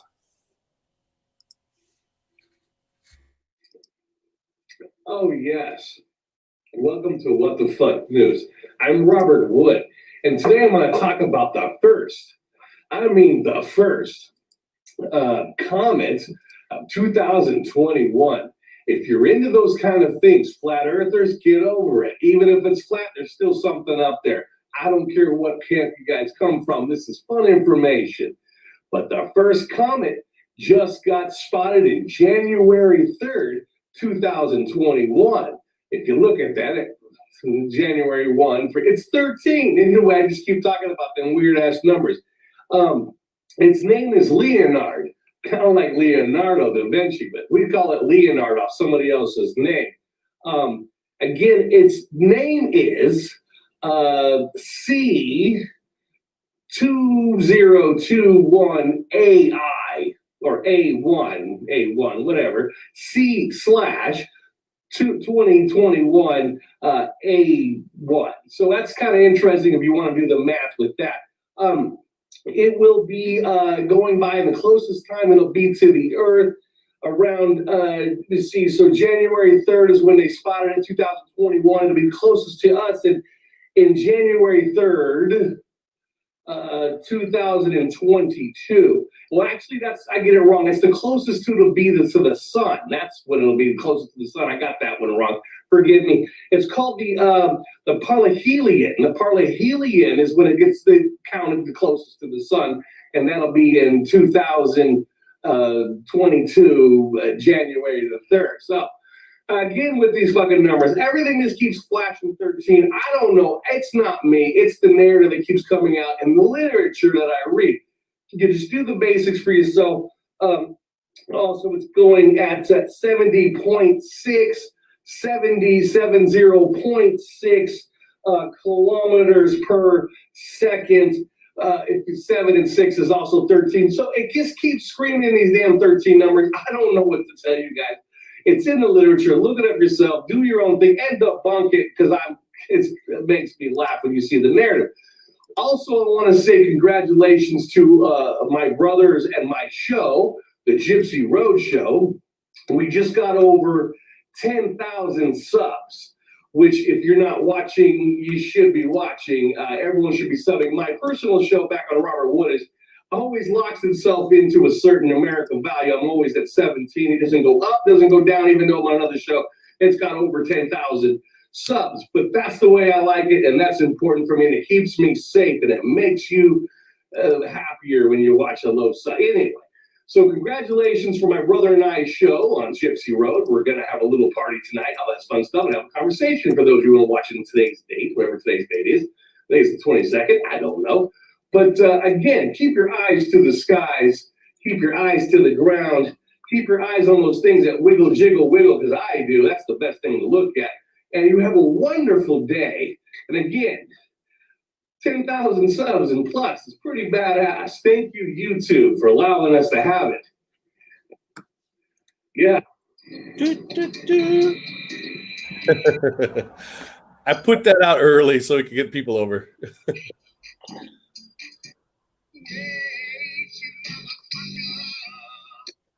Now, that grave right there, did you piss on that grave that you're dancing on? No, I don't piss on graves. No, that's bad karma, man. I don't want no one pissing on my grave. Well, I don't care, but let them die. But yeah, no, I didn't piss on anybody's graves. Who the hell is this guy? This. Bob. Bow to this. I love your hat, Bob. Thank you. Thank you very little. I appreciate that. I just want you to know, Gypsy, you know I'm a night owl, right? Yes. And I went to bed at like my usual 7 a.m. today. I set my alarm. I'm like, there is no way in hell I'm missing Gypsy's celebratory episode. Screw that. I am going to get my ass out of bed. And this is what I look like, 45 minutes after getting up, pounding that coffee, and, just trying to get myself splashing water on my face. So no way in hell I was missing this, man. Congratulations. Awesome. No, we're glad you're here. Now you're going to have to answer this question. If you were in a hot tub flying machine, you could fly anywhere anywhere in the world in a hot tub flying machine, where would you fly to? In the world? In the world, anywhere. I'd like to go back to my ancestry land of Greece. I haven't been back there since 92. Wow. When I was 17, 18 years old. So it's been a long, long time. Almost 30 years. Wow. Oh, man, I bet it was beautiful. I bet it is beautiful. Not was. Oh, yeah. Yeah, I went to Santorini, Santorini, Mykonos. My mom and us, we actually own a house in Athens. And to give you guys an idea of how the economy sucks so bad over there. Oh, no. Our house, which is a beautiful house, is the equivalent of maybe at best $80,000 US. Oh, no. Athens. Wow. In Athens. Wow. Yeah, they were selling houses for like a euro, like €1. You make your money if you're like, middle American here, middle income. You can go, most of the world with your US dollars and live like a king. Yeah. Oh, I know this, by the way. I'm over here. I'm over here in Europe, and I've got a small military disability, but over here, the taxes, they don't have to pay the taxes on a lot of the food. Like I got a bag of potatoes. You get a bag of potatoes for 50 cents American. It's funny. My wife watches on YouTube a lot of these housewives, women all around the world, and she watches one lady in London or Manchester go shopping, grocery store shopping, and my wife had a thing out to how much that cost. Those carrots only 50 cents. That was only $1. And because one lady yesterday on this YouTube channel saying, "Oh, prices gone up," and my wife's like, "That's half price from here." But this is the question I'm trying to ask her, Bob. Maybe you know this because you're in the UK. Okay, price comparing prices from there to here, it looks like it's cheaper, but on average, getting paid by the hour, do they get paid less or almost the same as us to match? No. Way less. In fact, the monthly in Greece, because I have a lot of family there, they'll be lucky if they earn in our equivalent, maybe $1,000 a month. Oh, yeah, that's why I can live. $1,000 a month is a comfortable life, at least in Greece. Yep, I have to agree with you. Yeah, it's cheap. A lot of areas are just, you can buy things cheap.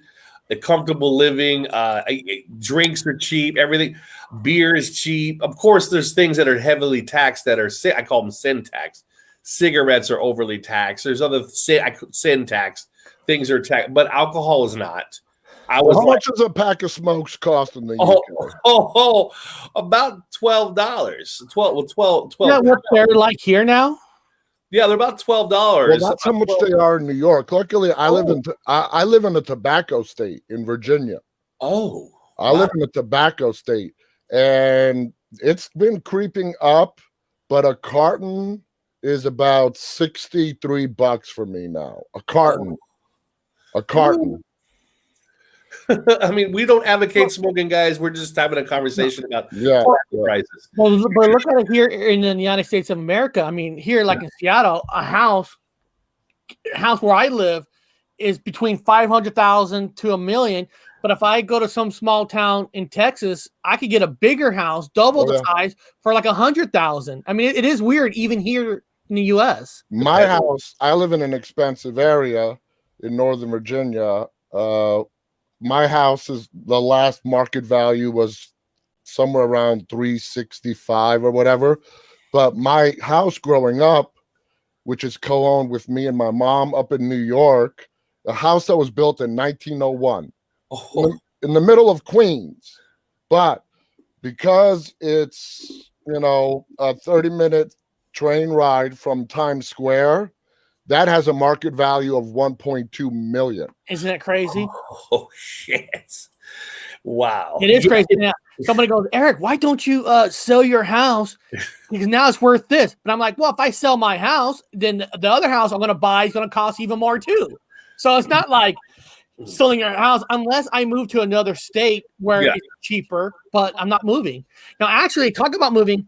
Viz, sometime in July, I'm going to have to meet you on the East Coast and do a show because in July, I am going to New York for 2 weeks. Not in June for the horror convention? If that's still there. If that's still going on. It's between June 11th and 13th, man. I'd love for you to be there. Yeah, I am, but I also going to be in New York, guarantee, in July. New York is just a 260-mile drive north. I mean, I've done that drive since '96 about 1,000 times back and forth. Because you got to remember, when I met my wife, she was a college student in Baltimore. I was living in New York. I was going back and forth every weekend before I actually moved down to Northern Virginia. So I'll meet you in New York. Like I said, my house is up there. I'll meet you up there whenever you want. You just name the date. Yeah, gotta do the wife's family thing in New York. Oh, you're going upstate? Yeah, you're going upstate. Yeah. How far upstate? There's a town called Cortland, about 20 miles away from Syracuse. Oh, that's far. That's up. That's Canadian close upstate. This is upstate, but I'm planning to when I go up there. It's her family. I don't really care about. No offense. Hope she's not watching. Don't really care about her family, but I want to do a lot of ghost hunting while I'm up there in that area. Like go to some. Oh man, be careful with that shit. I mean, I don't know if you heard me on my show. I believe that shit. Be careful what you wish for, man, because you may be looking for an experience, and that experience may follow you all the way back to Seattle. Yeah, well, I'm hoping you drop it off at my wife's family. Yeah, like you were talking about. I'm in England running around, and I was doing one in Manchester in this big old huge graveyard, and I was not getting things that were nice. That's why I'm like, I don't know what people were talking about. These things were not nice. They were not nice. Well, think of somebody coming into your house and poking you with a stick. Yeah. You wouldn't like it too much. Yeah. Yeah. I mean, I filmed it. They were saying some really weird things. I'm like, oh boy, I'm not comfortable. I even felt at some point I felt so weak. My body felt like it was frozen. Hand felt like it was frozen from whatever. The cameraman was like switching hands. What the hell? I'm like, I feel it too, man. Let's get out of here. I'm tired of this. It's not pleasant. It's not pleasant. So Gypsy, I want to ask you, man. I know you've been doing some transition like I've been doing on my show. Tell me, what is Journey into the Unknown about these days? Well, Journey to the Unknown is basically, we talk about any subject that's considered, maybe you consider an unknown for, hold on. It's easier if I pull something up for myself. If you go to our channel, like our last 30 shows or whatever, here, let me go here. Like one show, we had a show about Close Encounters of the Gypsy Road Kind. We talked about space, about UFOs, the shapes, not just UFOs from outer space. Like we were talking about unidentified ships here on this planet. And then the show before that, we talked about an afterlife with different religious views on death. Bigfoot. Is Bigfoot is an ET visitor? We did a show about haunted places in Mississippi. So we try to find stories that other people maybe don't want to talk about it. Like we had a show called Antarctica's Biggest Mysteries. Yeah. So it's just not one subject. It's whatever. We even did a show. I was one of my favorites, and Bob's. We did about the ancient ruins buried beneath a Texas town, and we also did a show. I don't know if you watched this one, Viz. What, Bob? I think this is one of your favorites. We did one called "The Controversial Art of Backmasking." We even did a show about playing records backwards and what's the mysteries. So we don't want to talk about just one thing every single day because it gets boring. Yeah. So it's like whatever topic we come up with. It's sometimes Bob comes up with a topic, I'll come up with a topic. It is all unknown. We just want to talk about everything. Yeah, the backmasking was weird. Everybody left. I was like, people, I don't want to. They were so excited. I don't blame them. They were like, I don't want to deal with this. This is spooky. I'm like, yeah, I can't. I feel you. It's getting weird. Yeah. Like, I'm going through a transition. I've been going through it for several months. And we've broadened our horizons beyond just The Walking Dead. And that's what into the deep horror realm. Well, I was actually gonna ask you that on here that, if I go to your channel, if people who know you being on here in the past knows you for like The Walking Dead, but if you go to your channel, you got good horror writing, hyping the scare, best jump scares, horror leading actors. That's cool. So you really branched out to different. Yeah. Dude, did you check out the Barbara Crampton interview? The Barbara Crampton. Oh, right. If you look, I watched it all. You can see that I watched it all. She's a horror scream queen. Yeah. Like one of the top 5. And wow, what a wonderful person. If you see what she looks like, you would never guess that Barbara's in her early 60s. Wow. Just bring up a screenshot. Look at her. She's in her early 60s. She got to be a vampire. There's got to be something going on. I mean, what a beautiful woman. Immortal. On the outside and on the inside. Just a wonderful person to talk to. And this Tuesday, I've got Sarah Paxton coming up.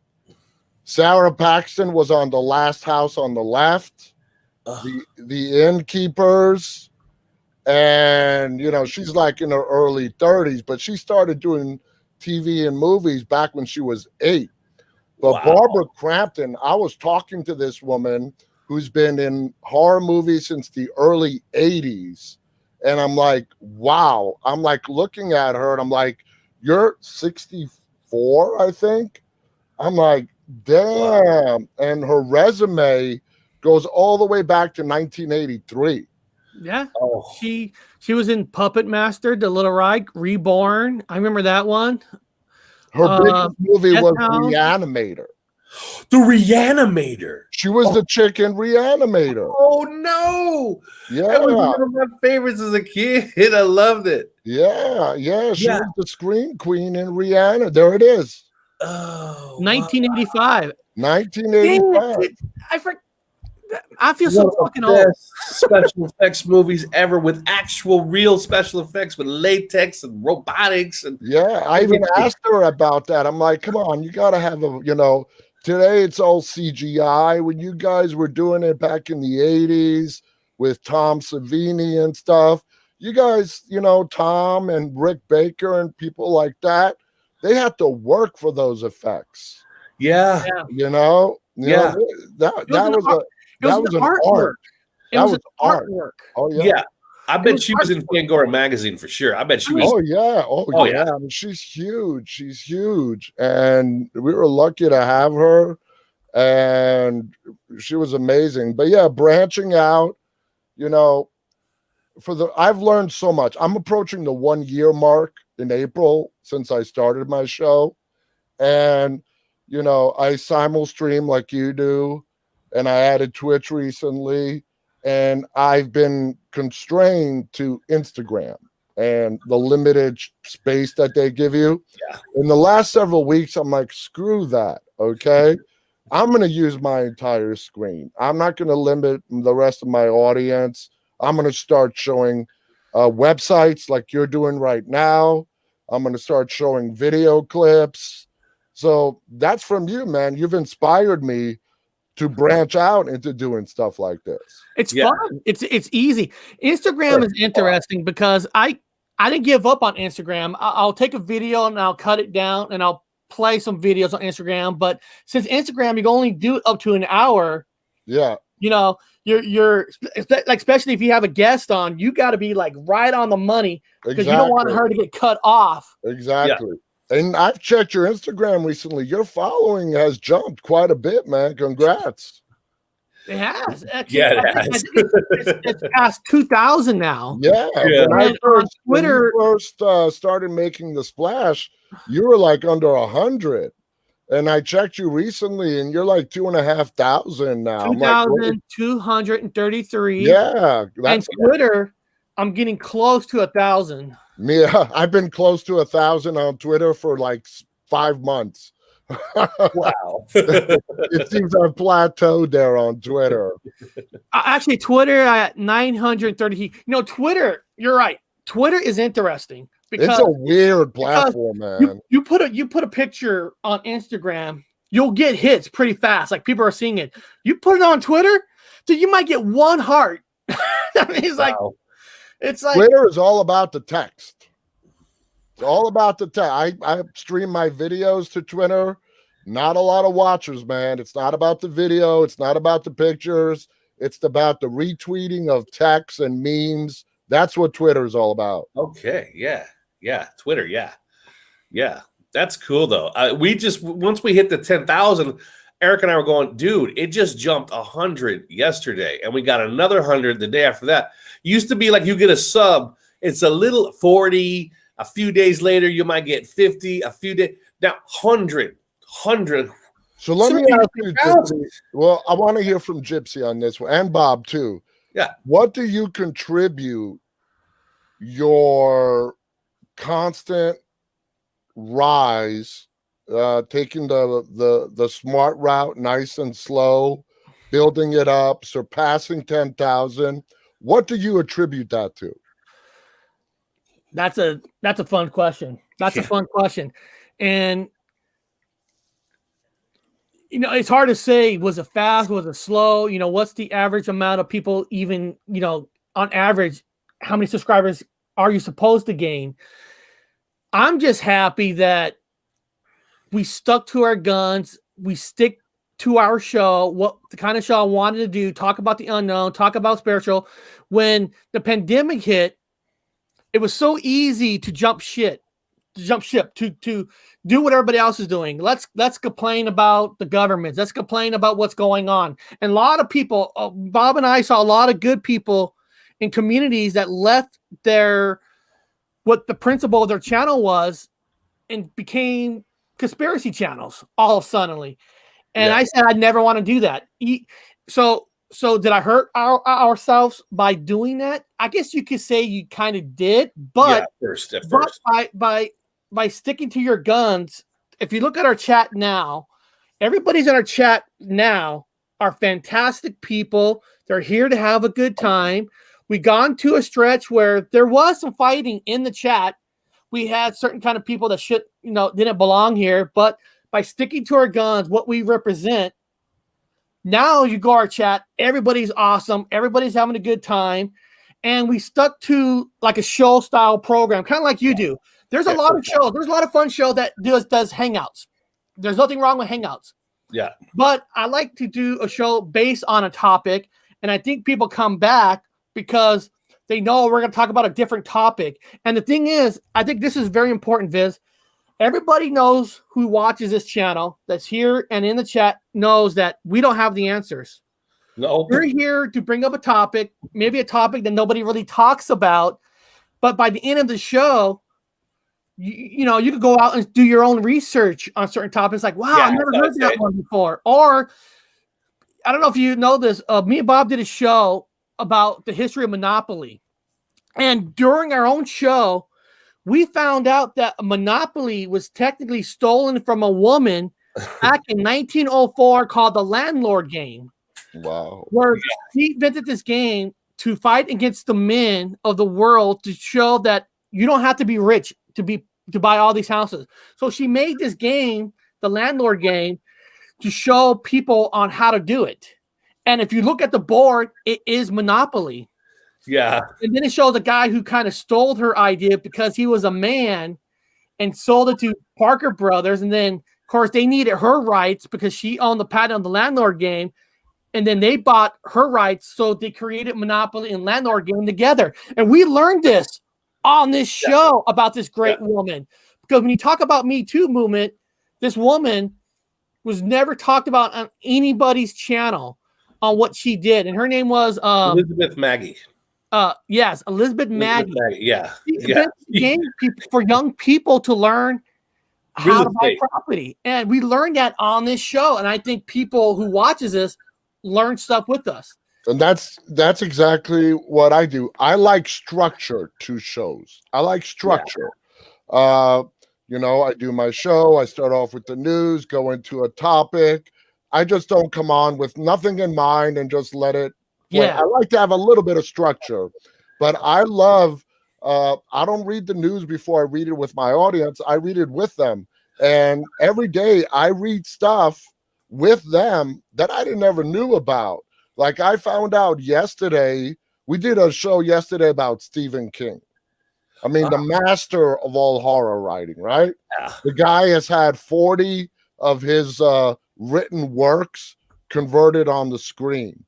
And I did not know that so many of Stephen King's movies were brought to the screen by the same guy who brought The Walking Dead to the screen.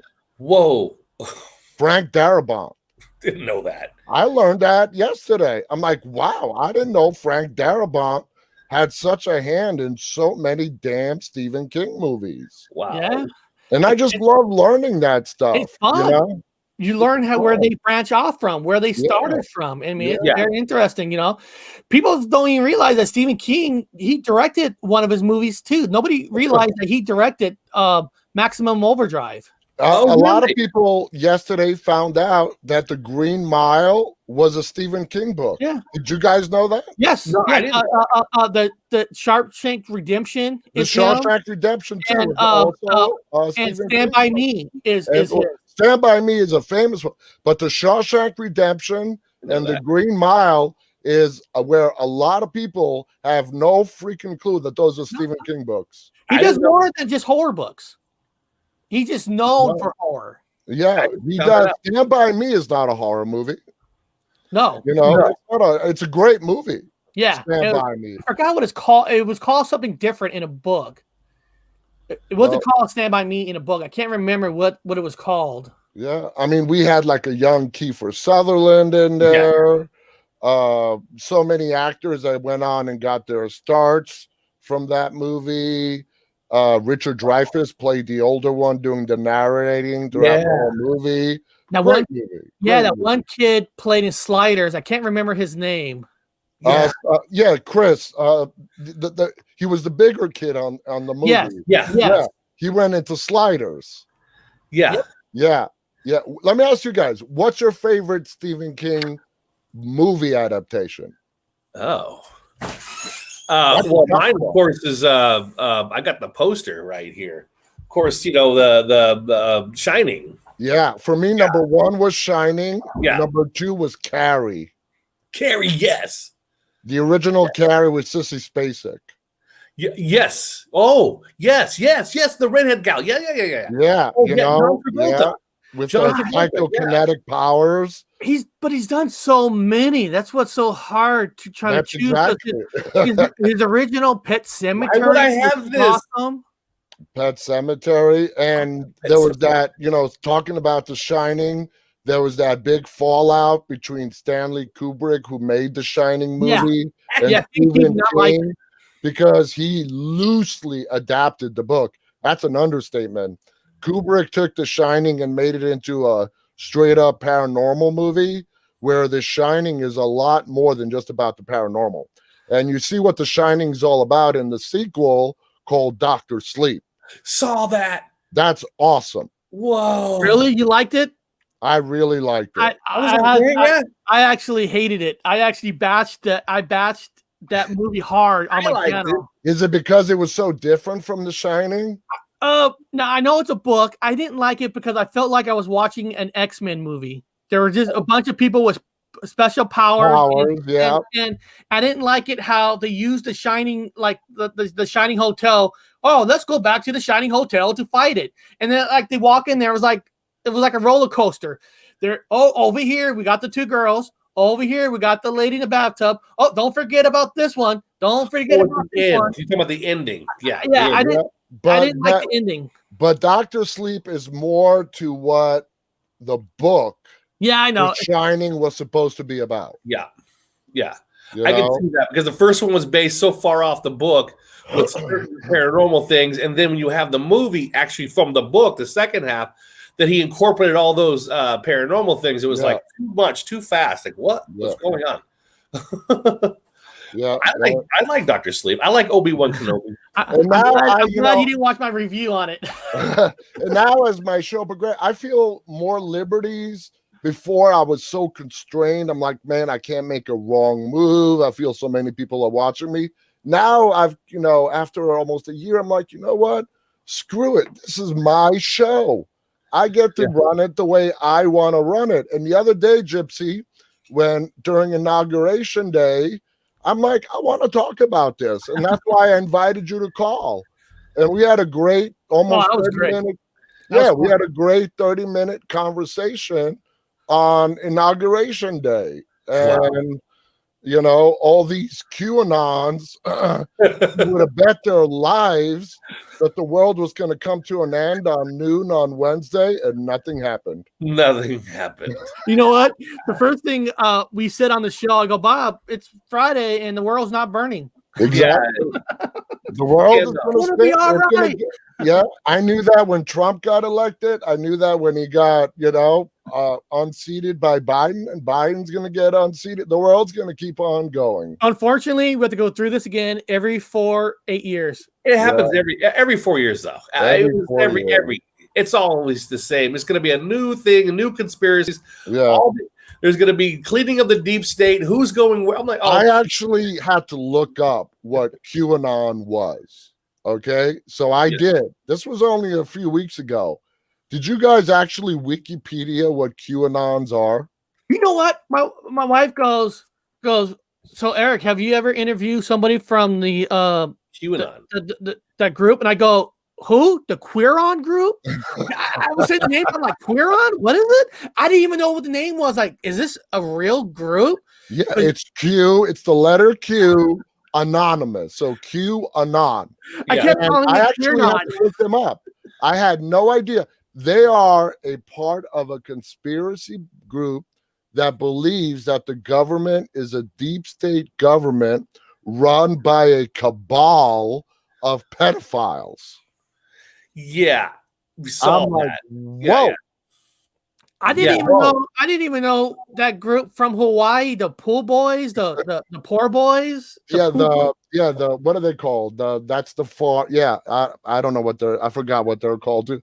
I'm like, oh God, everybody who can find another person who feels the same way are creating group. You know what's the funniest to me? And I don't want to insult people, but have you guys heard of the incels? No, the incels. Incels. Okay, and when we were growing up, what is today called an incel, which stands for involuntary celibate, are just guys who can't get laid. They have pulled themselves together, and they have created a name for themselves: incels, involuntary celibate. I call that they are celibate not because of their own choosing. I'm like, damn, in my day, we used to call guys like that just guys who couldn't get laid. Yeah, nerds. I'm sorry. I mean, nerds. That was I'm sorry, Gypsy. I'm totally going rogue. No, that's good. No, that's funny. Incels. They just need a cool friend to help them out. That name. And these guys are a hate group against women. That name I was talking about is Proud Boys. That's the name I was thinking. Proud Boys. That's it. The Proud Boys. Nerds. Tony on YouTube nailed it. Nerds. Nerds, man. And then they take out the fact that maybe one or two girls rejected them, and they turn into women hate groups. Oh, that's stupid. I'm like, dude, that's just wrong. They live with their moms in the basement with Why do you have to be in a group in the first place? It makes you feel, now with the internet and everyone's connected, it makes you feel less alone. It makes you feel better about yourself. Yeah. And creating groups, and a lot of these groups end up becoming hate groups. Yes. Makes them feel better about themselves. Well, it reminds me of not your show, but with the show, The Walking Dead. I swear, my mind goes, I'm thinking of Rick's group, and then they're fighting this other group, and this, like in the apocalypse, groups after all fighting each other. I'm like, all these groups that cling together. I'm like, the living, the ones that are alive are the biggest danger. Right? They're the biggest danger. I'm like, the zombies. If it was just the dead, if the living were actually working together, they'd wipe them out, pretty easily. That's what it reminds me of. And my mind goes, I swear to God, I'm not even just saying it because you're here. My mind goes to The Walking Dead. And I think of the groups. This group is against this group. And here's the zombies in the middle. Just get together and wipe out the fucking zombies, man. So Gypsy, tell me about moving forward, the future of Journey into the Unknown. Ooh. Well, actually, I've added every show now goes on podcast. I also great idea. I've been doing that for a while too. Yeah, I actually do some private shows on podcast. And now what I do is I take some of my private shows and then I'm adding pictures to it, and I'm actually dropping them on YouTube here and there just to add. And nothing's really gonna be changing. I'm just still going forward exactly what I'm doing. If I could get a guest, great. If I can't, I can't. Finding different subjects, and I'm trying to be, because of you. You guys, you and like a guy named Clown, Clown Bob. He's been on our show. That got me into the Instagrams and the Twitter stuff. So I'm trying to expand that to get more people from different areas to come in. Trying to here and there, and it's just working that angle. It's a lot of work.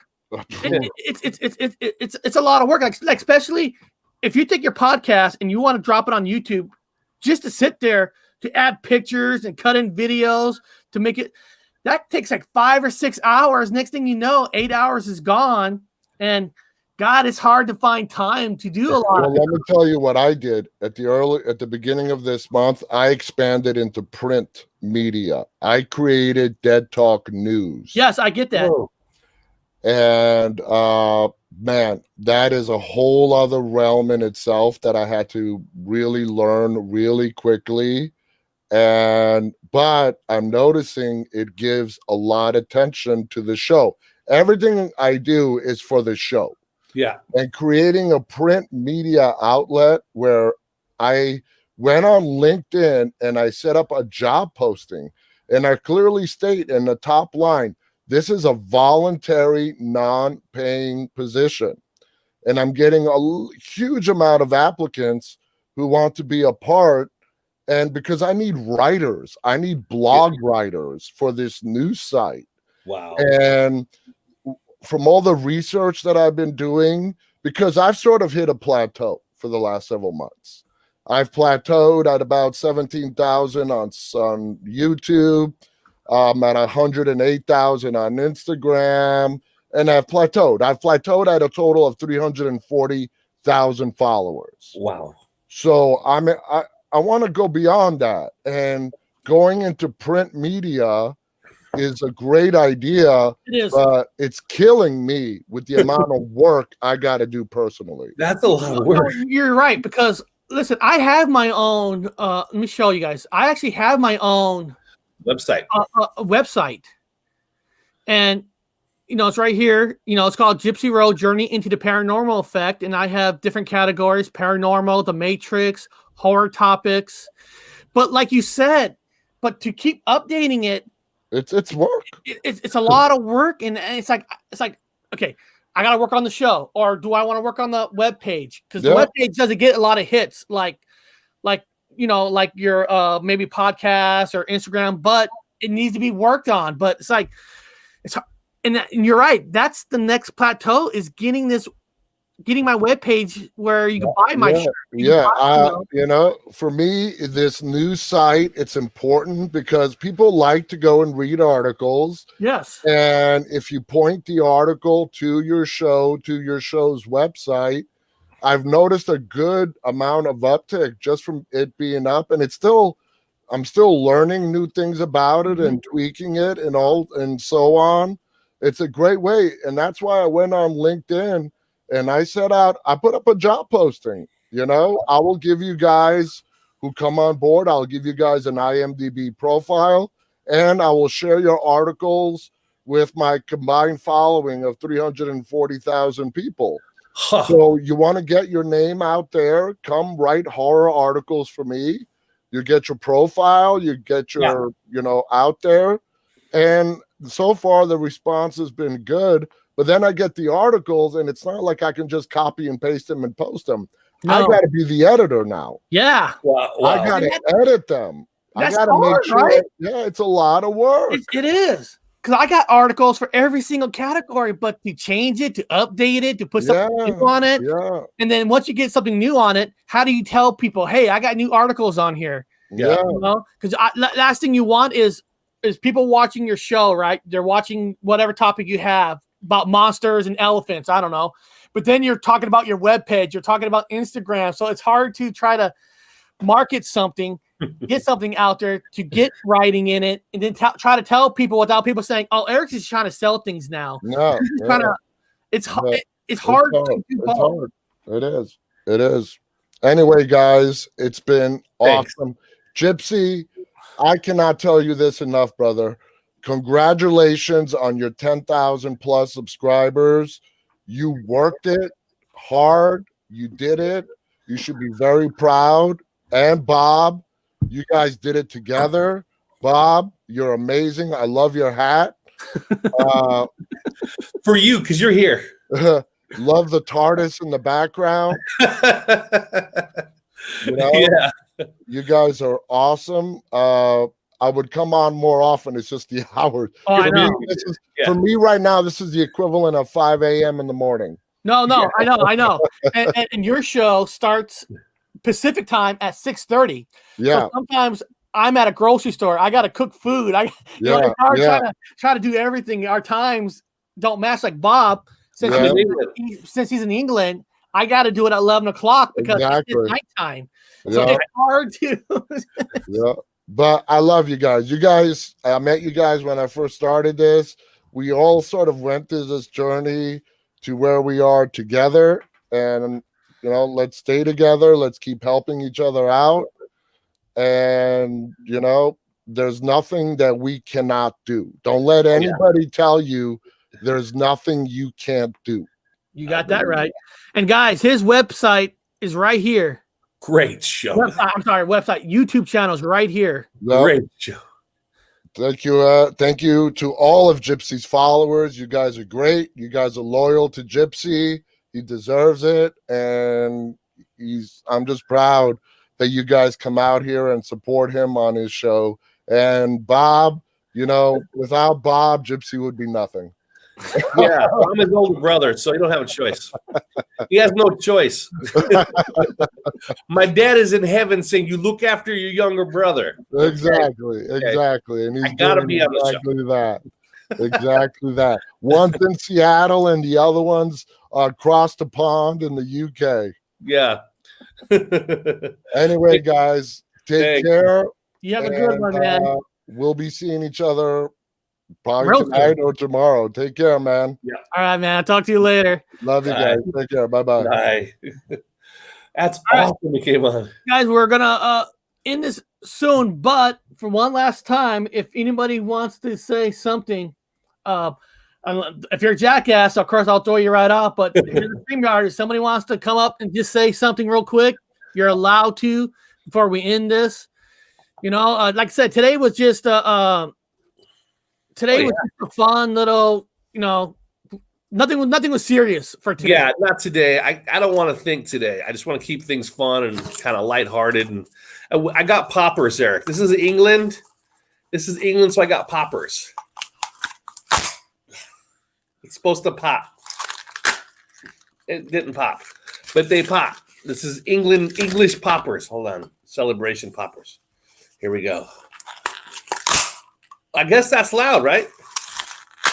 Well, that wasn't loud. But anyway, English, if you're in England and Europe, these are European poppers for the celebration. For all the good stuff. Oh, shit. What's that? Moses. Of course he's in there. Of course he's watching. He was the first one to celebrate before we did. He was jumping on his bed. How you guys Thanks doing? for coming on, man. I got my rolling machine while we're talking right now. Cool. This is a cool-ass rolling cigarette machine. Works great, too. Especially when you're over here when everything's super expensive. I buy all my tobacco from the Turks. It's real cheap, and then I have to roll my own machine. Good action, man. How are you tonight? Good. How are you guys doing? This is great. Thank you for having me up just for a second. Just wanted to say hi to everybody in chat. You two guys. Today's just a relaxing day, Like I said, there wasn't no main topic. It was just asking questions. Yeah. Friday is fun day. Good day. Yeah, Friday fun day. Yeah, I was even telling Eric I don't want a topic, man. However, I did notice I was looking at Buck Rogers, and I noticed there was a new American flag she had on her arm that I thought was weird. Wilma. I don't remember her ever having an American flag on her arm, but it's a weird American flag. There's a weird ass Buck Rogers American flag I've never seen before, and I was like, Eric, you're gonna see this, but I ain't gonna bring it up.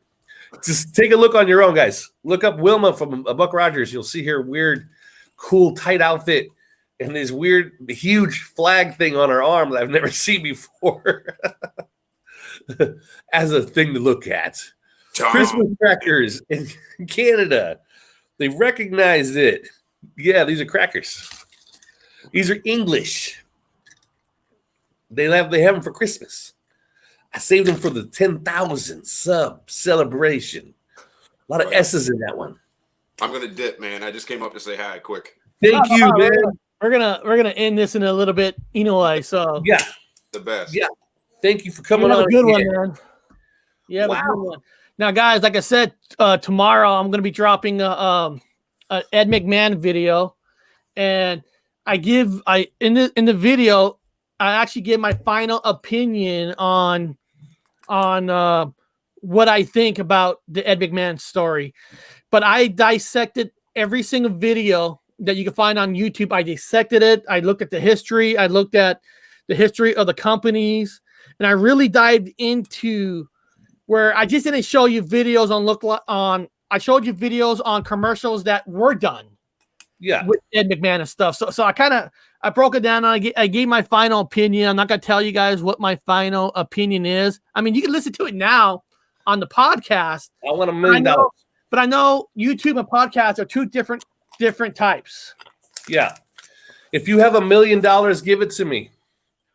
I will turn it into an empire like Donald Trump did with his first $1 million.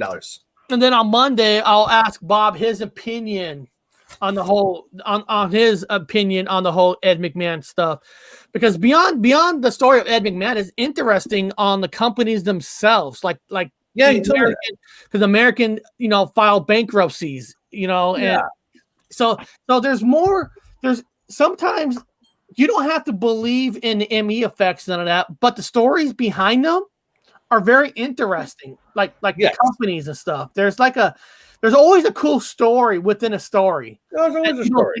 You know what I mean? Where, like I want to study on the Jiffy peanut butter thing. Like, yeah, what happened to them? Not the one I want to do. If everybody wants to know what Robert Wood wants to do, Dr. Wu, I want to do it on Cheese Whiz. Oh, well, that's what I'm saying. Oh, that Cheese Whiz what happened to my Cheese Whiz? Where's the aerosol? Okay, Cheese Whiz is the good one. And that's why I like to do these individually. Yeah, Cheese Whiz, because Cheese Whiz no longer has ever had aerosol in it. It's always been a pouring. It's been a pouring thing. To me, it was Cheese Whiz. You hit the button and it come out the top with aerosol and cheese. Well, don't say anything else about Cheese Whiz, because that's a good one. That's a good one to research. Cheese Whiz, what company owned it, who sold it, and trying to find out what did they use, where did that come from? Yes. So it's all fun.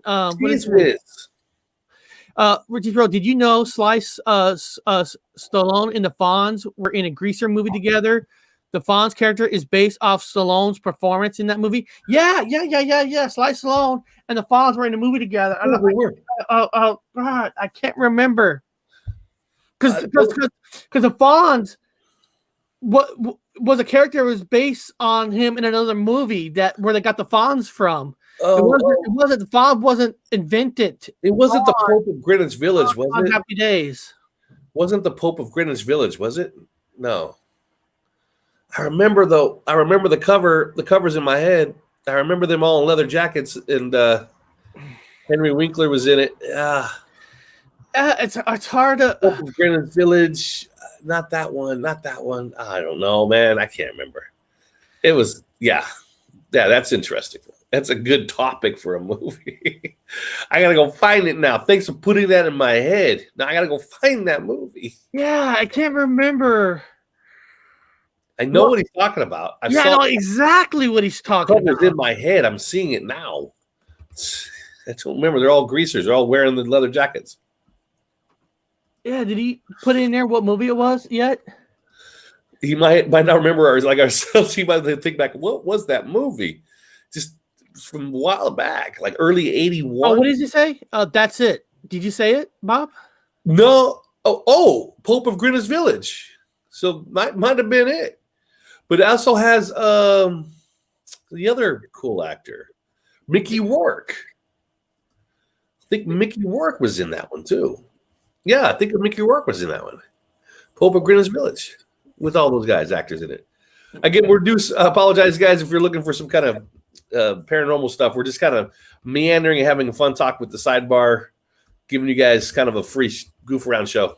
Yeah, I'm trying to find that name of that movie. Trying to find what do you call that? What's the exact name of that movie? The Pope of Greenwich Village. Okay, here we go. It was 1984. 1984. The cast had Eric Roberts. The Lord of No, somebody else got it. The Lord of Flatbush. That's it. The Lord of Flatbush. That's it.